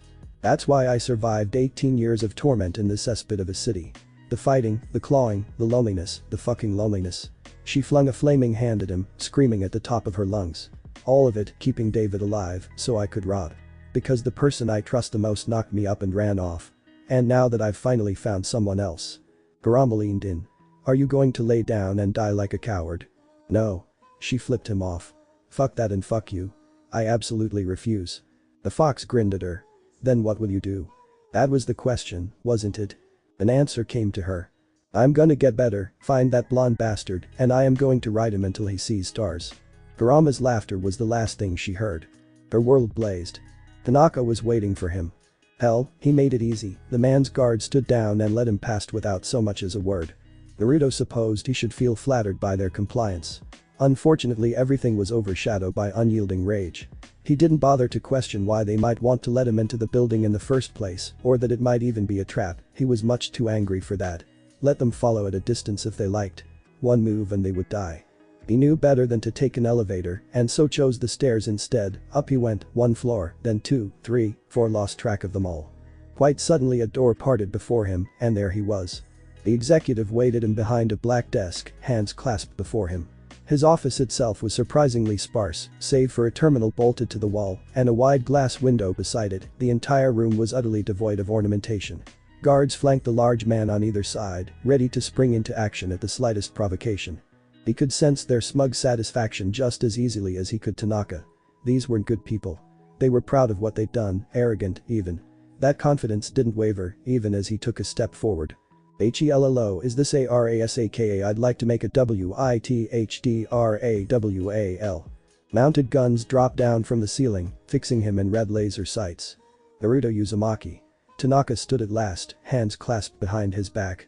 Thank you for accepting my invitation. He gestured to the lone seat arrayed before his desk. Won't you sit? Naruto bit down on his rage and tilted his head a fraction of an inch to the right. I'll stand right here, thanks. The barrel of a gun clicked against the back of his head. One of the guards, no doubt. He said sit. It was the last thing he ever said.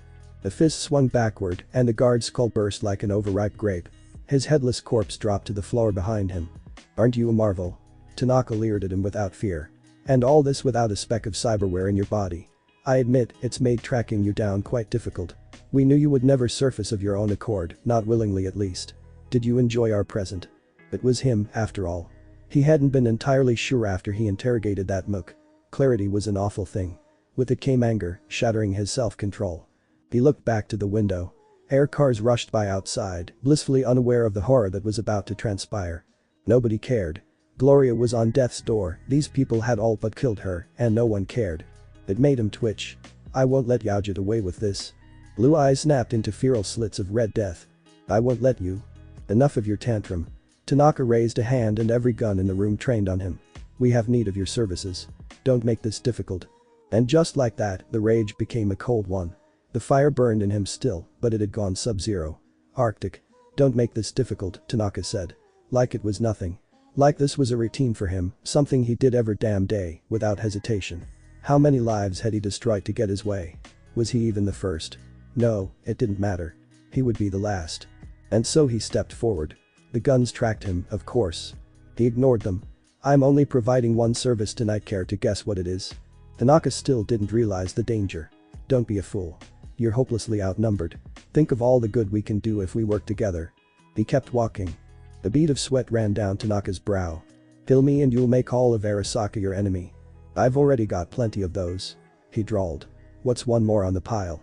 You cannot be serious. Naruto pointed a finger at the floor. A mini Rasen shuriken appeared at the tip of his finger. He let it fly. It drilled down into the foundations, expanding as it went. The building began to tilt around them. Slowly but surely, the ground gave way. Tanaka's mounted guns wavered for a moment, adjusting their sights to track his silhouette as their world shifted. The very moment the nanosecond they did, he surged up, tore them from their mountings, and flung them at the remaining guards. Down they went, rendered red stains against the wall. Horror dawned across Tanaka's face. You didn't come here to negotiate at all, did you? Naruto loped forward and grabbed him by the throat. What was your first clue? I won't go quietly, fool. They're recording everything here. Are they, now? He looked toward the tilting ceiling and saw a camera there. Suppose that makes this easier. They can watch what I'm about to do to you. Maybe they'll even take notes. He looked back to him slowly, drawing a wisp of diminished sage chakra through the air, hardening both his body and his heart for what he knew he had to do, what he must do. I'm not a fan of slow kills. Never have been. When I do kill and I prefer not to, I do it quickly. I'm not one for torture. But for you, I'm gonna make an exception. An augmented fist smashed into the side of his face, denting his cheek and shatter in a mess of blood and cybernetics. Naruto turned the other cheek and smiled at the stunned executive, golden eyes gleaming.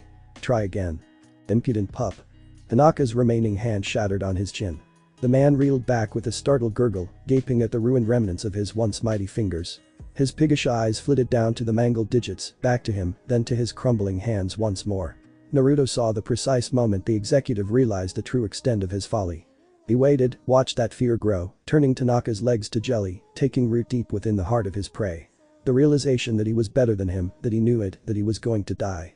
And then. He struck like a soundless viper, burying an arm in Tanaka's gut with, sheathing the limb up to his elbow, until he found what he wanted. Well, would you look at that? He leaned and grinned, wrapping his fingers around it. You have a spine after all. Who knew? He tore his arm free, leaving it, but disemboweling him at the hip as he went. There was surprisingly little blood. Remarkably, the man remained standing. He frowned at the hole he'd left in him. Cybernetics really are a crazy thing. That would have killed a normal person. The Arasaka executive garbled something that sounded vaguely like a curse. His very existence irked him. Even now he tried to speak. You don't seem to understand. He grabbed the older man by the hair and swung him around, forcing him to face the window. This city belongs to the people. Not the gangs. Not the corporations. And certainly not you. Light shone on him through the glass. He looked toward it, mildly bemused. Gunships. There were an awful lot of them out there. Tanaka rumbled something that might have been a wet laugh. Foolish boy, have an army. You, now? Naruto pointed to the sky outside. Let's test that. The glass shattered as a wave of golden chakra left him in a rush and assumed a familiar shape loomed just outside for all to see. Tanaka whimpered at the sight of Kurama in all his almighty glory. His men probably did more than that, but he'd never know as a massive arm swept down in a singular sweep. Explosions rippled outward as each hovercraft evaporated in a roaring fireball. Some of them tried to sweep backwards, only to be caught and crushed by 9 towering tails. Naruto tilted his head. I have a Kurama. He hummed. Your argument is invalid. Tanaka slumped in his grasp and muttered something incoherent. Not good enough. He wanted to break him. Make him feel the same terror Gloria had before that bomb went off. The shadow fell over him. Kurama's skull leaned through the shattered building, face set in a frown. Naruto, you need to calm down. This isn't you. Isn't me? He snapped at him, snarling his old friend into silence. This has always been me. I protect my friends and she got hurt because of me. This bastard isn't getting off easy. I'm going to make him pay for what he did to her. Gloria is still alive. You didn't fail her. Yes, he had. I don't want to hear it. Blow this place sky high. The old fox heaved a sigh but didn't otherwise argue with him. As you wish. Naruto hoisted Tanaka over his shoulder and ran. Ran down the building as Kurama blasted it to pieces behind him, ran through the alleys, ran up every building he could. All the while he hauled his victim behind him, smashing the man's face down again and again until he was an ugly bruised shattered mess. Broken and beaten, but alive for now. He finally reached the top of a skyscraper and dangled him over the edge. Let's start with your face. No one's going to recognize you once I'm through with you. Tanaka surprised him with a laugh, half crazed. Is this your grand plan? Threaten me? Torture me? Make me talk. He looked him up and down. Seems to be working so far. More laughter. Had he broken him? Of course it is. The dying man laughed at him. Because that's just what you do, isn't it, boy? You rush in without a plan, throw caution to the wind. And everyone around you pays the price. He grabbed at his arm with broken fingers, leering through broken teeth. Kill me if you like. It won't change your fate. I believe in the ideals of Arasaka. I'll gladly go to the grave for them. Those hands fell away, submitting to gravity. You think this dies with me? Lord Saburo will finish what I started. You'll never know any peace. Maybe you're right. That got a blink out of him. I am. You are. His head bobbed in agreement. Not everything can be solved with violence. A man needs to be strong, yes, but he also needs to be good. He needs to know when to hold him and when to fold him. When to stand his ground and when to walk away. Clawed finger tightened around Tanaka's windpipe, cutting off his air. But right now, I'm not a good man and I don't care about consequences. You know they say. Eye for an eye, tooth for a tooth, evil for evil. His grip tightened, rendering the man's next words a strangled string of gibberish. You're going to sing like a canary. You just haven't realized it yet. Golden hands clamped down on either side of Tanaka's head. Tell me. Everything about Arasaka. You killed him, didn't you? The blank look in Naruto's eyes said it all. He'd stalked into the room, eyes vacant, looking half dead. Rebecca knew it at a glance, as if the blood on his face wasn't enough. She recognized that look seen it on a tumor too right before they went off the deep end. It was the expression someone wore right before they went cyber psycho or worst.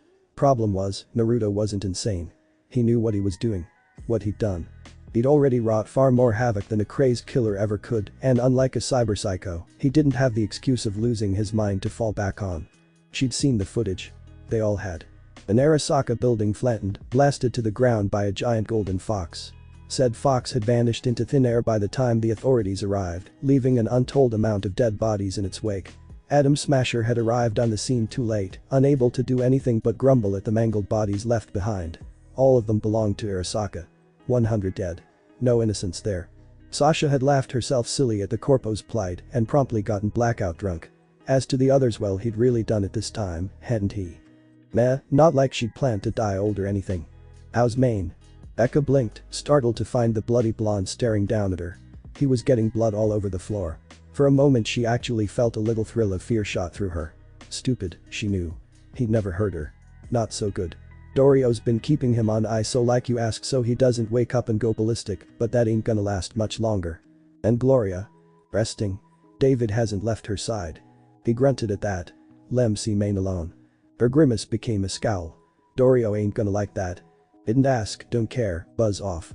He stormed past, making for the clinic door. Hey. She snatched his arm and yanked him back. He must have really been out of it because she was actually able to. Wait. There's time to talk. How you holding up? Naruto blinked at her. He blinked hard. Me? She planted a fist on her hip. You see anybody else here? Something flashed through his face, gone before she could seize on it. I killed a lot of people today. You did? She nodded. How do you feel about that? I don't. He said slowly. Not really. She balked. Huh.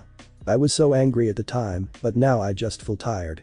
He heaved a sigh and palmed his face with his free hand, blue eyes peeking between his fingers. They're not going to stop.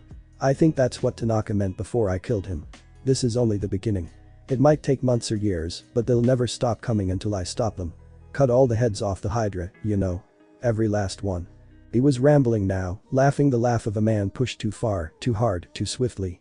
I'm gonna have to kill more people before this is over. It's the only language these people seem to understand, and I hate it.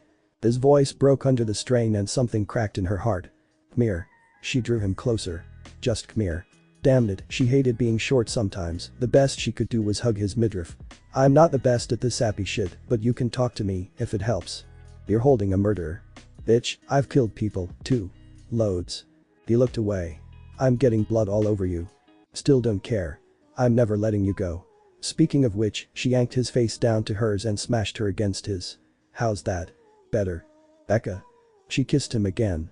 He groaned. Will you quit it? No. I'm gonna keep doing this until you calm down. Look at me. She pinched his cheeks. Everyone is fine. Maine hasn't lost it yet. Gloria's alive. We didn't lose anyone. Barely. Still counts. She gave him a savage shake. So breathe. Sasha's off getting smashed and Pilar's keeping an eye on David. Kiwi was laughing her ass off when she heard what you did. She's in there checking Maine over right now. Naruto opened his mouth to protest again. Finish that sentence and I'm gonna bang your brains out. His mouth clicked shut, followed by the ghost of a smile. How is that even a threat if I'd enjoy it? There was the whiskers she knew. Because then I'd call in Sasha and we'd double team your arrogant ass. He'd speared up those whiskered cheeks and his grin grew. I feel strangely compelled to protest now, you know. Umbus. She elbowed him, but didn't protest when his arm looped around her waist to reel her in. Come on, let's check on Maine. Naruto didn't let go of her, keeping her tucked into his side as they walked. Fine by her. If a bit of cuddle time was the price she had to pay for calming him down, then so be it. Besides, he was warm and she had him all to herself. Ha. Take that, Sasha. This was her victory. Entering the clinic proper, they found Maine sprawled across a bathtub, bulky bod nestled in a cradle of ice. The whole gang was here to look in on their leader, even the ever-elusive Lucy. All eyes on them. No one dared so much as crack a joke. Kiwi looked Naruto up and down and looked like she might say something or might not. Impossible to tell with that faceplate of hers. Oreo, however, took one look at Naruto and practically fell to her knees. Please tell me you can fix cyberpsychosis. Because that's what we're looking at here. Hey. Becca bulled in from the side. You crazy? Arasaka's already got it out for him. If they find out he can fix shit like this, he'll have no peace. Oreo turned a pleading look on him. Becca gave him one of her own, even if she already knew what would happen. Naruto took a deep breath and released her. Laid both hands on Maine's head. Closed his eyes, now. This might take a few minutes. Then his body blazed gold. How is she? Gloria heard voices swimming in the darkness. She's healing quickly. Should be fine in a few days. Might even wake up soon. And Maine. Time will tell. A weighty pause followed the words. I did the best I could. She had a feeling she knew the reason for her rapid recovery. Kurama remained smugly silent. And then quite suddenly. Awake. Gloria jolted back to wakefulness with a gasp and immediately clutched at her skull. Fire in her head, heat in her heart, and it hurt, it hurt, it hurt. She thrashed her way upright, fell off her cot to the floor, gasping for air, fingers grasping blindly. Water. She needed water. Washington. Here. Someone pressed a bottle to her dot. Aha. Release. Sweet, less sustenance at last. Gloria latched on without a second thought and drank greedily, then regretted that too because she choked. Her singed lungs gasped for oxygen and someone thumped her back, clearing her airway. It stroked small circles between her shoulders until finally, the ache receded. She blinked away stars from her vision until she found she could breathe again and saw a familiar blonde bastard beaming back at her. Welcome back to the world. Naruto hummed. How are you feeling? Awful. She croaked. Chest hurts. Feels like I'm on fire. He coughed and looked away. About that. She squinted at him. What? The thing, a bit of heat's to be expected. He swept a glance for the clipboard at her bedside and hummed a little. Kurama did good work, but it was touch and go there for a bit. That was a nasty explosion you took. She remembered that. Fire and blood. Pain. The awful feeling of her entire body baking in the heat. About that, what did you do? Not so much me, as Kurama. You have chakra now. He made a slightly exasperated noise. Not that I had any say in it. I regret nothing. His voice again. It was real. Was she imagining things? Had the dream been real? Shit, she wasn't going cyber psycho, was she? She squinted at him. The hell's chakra? Naruto grimaced. Who, boy. That's a long explanation. The fresh ache rattled Gloria's body as she tried to speak and failed miserably. Her throat was dry and scratchy. It wasn't just difficult to speak now, it was painful. She tried for a gasp of air, but only succeeded in scorching her lungs further. I can't breathe. SHHH. His face smoothed out. Just relax. I've got you.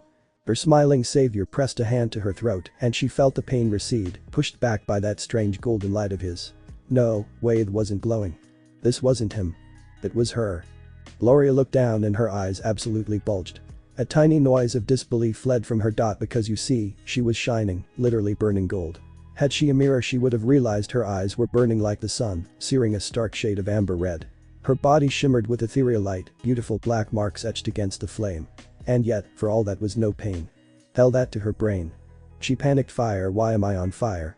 You're not really. Naruto caught her hands as she tried to pat herself down and held them. That's just Kurama at work. Fear gave way to anger deep within her. Explain. She flung up her arms. How are you like this? How am I?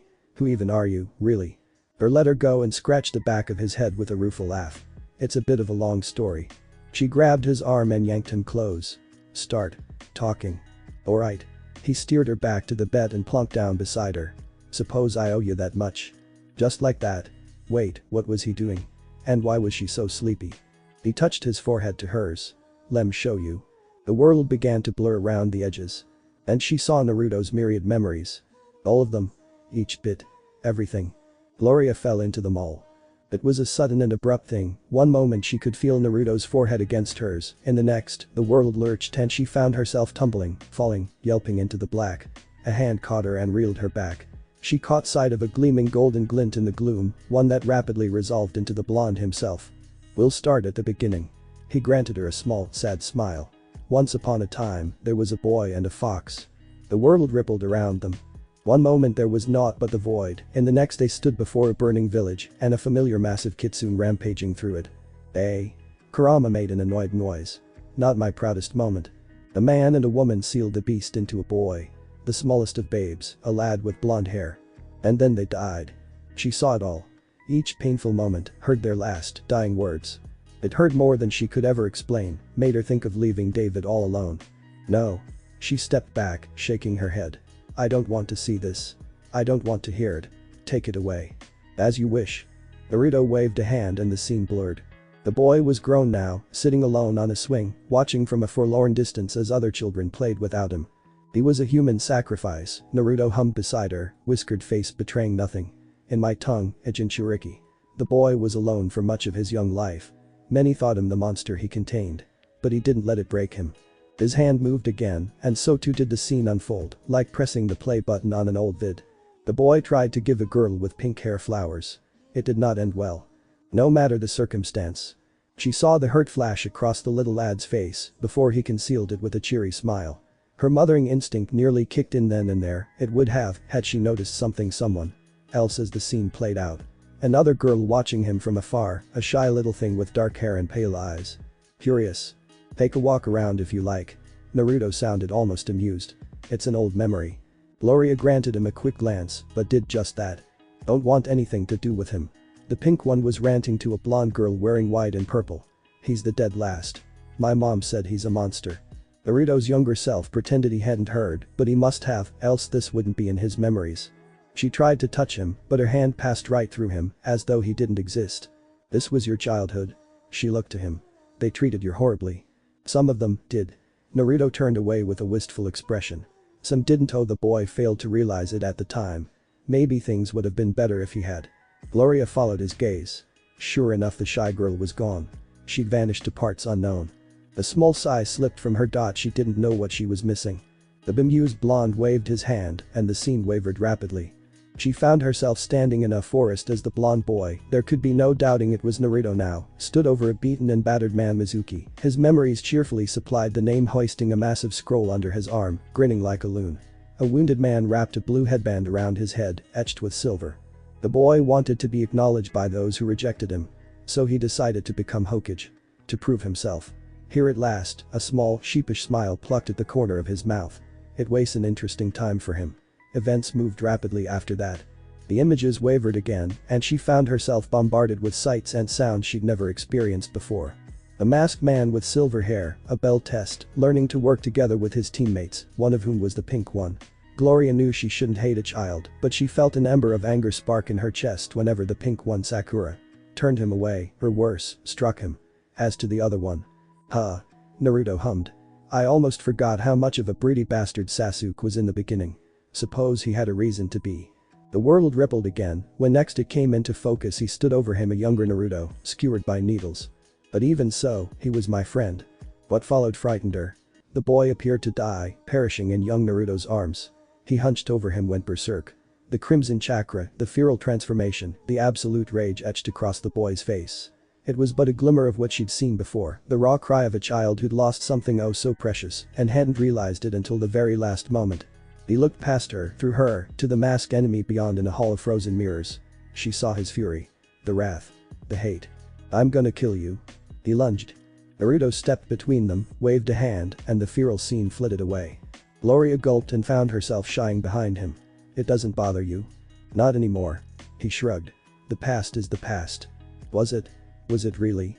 Besides, Kurama and I are on much better terms now. He winked her way. You wouldn't be alive if we weren't. She almost didn't want to believe him, but it was true, wasn't it? She could feel Kurama's chakra in her, placid and content, not at all like the raging red maelstrom she'd just encountered. It burned within her like a warm flame, powerful and pure, a shield against all the horrors of the world. Clearly they must have come to terms at some point. But how? When? Where? Why? Shesh wanted to know. She needed to know. She had to know. Naruto stood beside her, waiting oh so patiently. She looked to him, unable to hide her curiosity. How much more is there? Lenty, he laughed, delighted by her. We haven't even gotten to the Chunin exams yet. Chunin exams? She wrinkled her nose at him. What are those? Some kinda test or something? Or something? He looked to be on the verge of a hysteric cackle.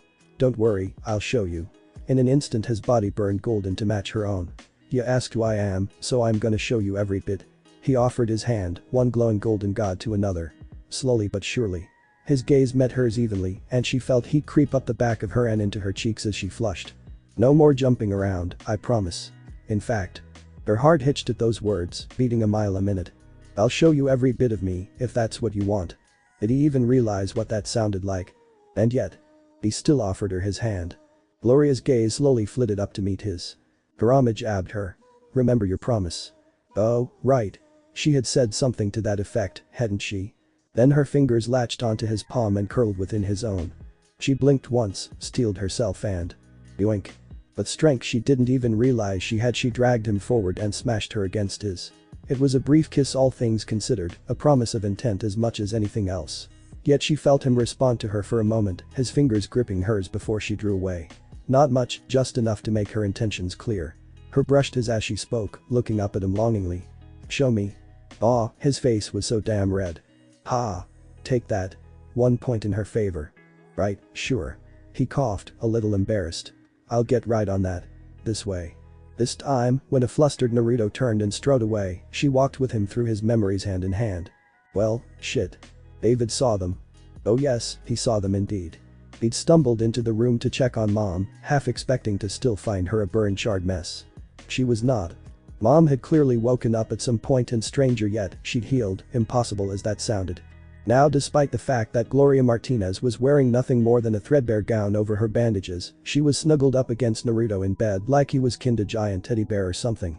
And he was holding her right back. Cuddling. Despite that, they were, the both of them, out cold. Dead to the world. Body to body, forehead to forehead. Honestly, if they didn't have their clothes on, he would have sworn they'd been foo. Repress. Do not think such thoughts. He didn't want to imagine his mom doing anything like that, ever. Like, you.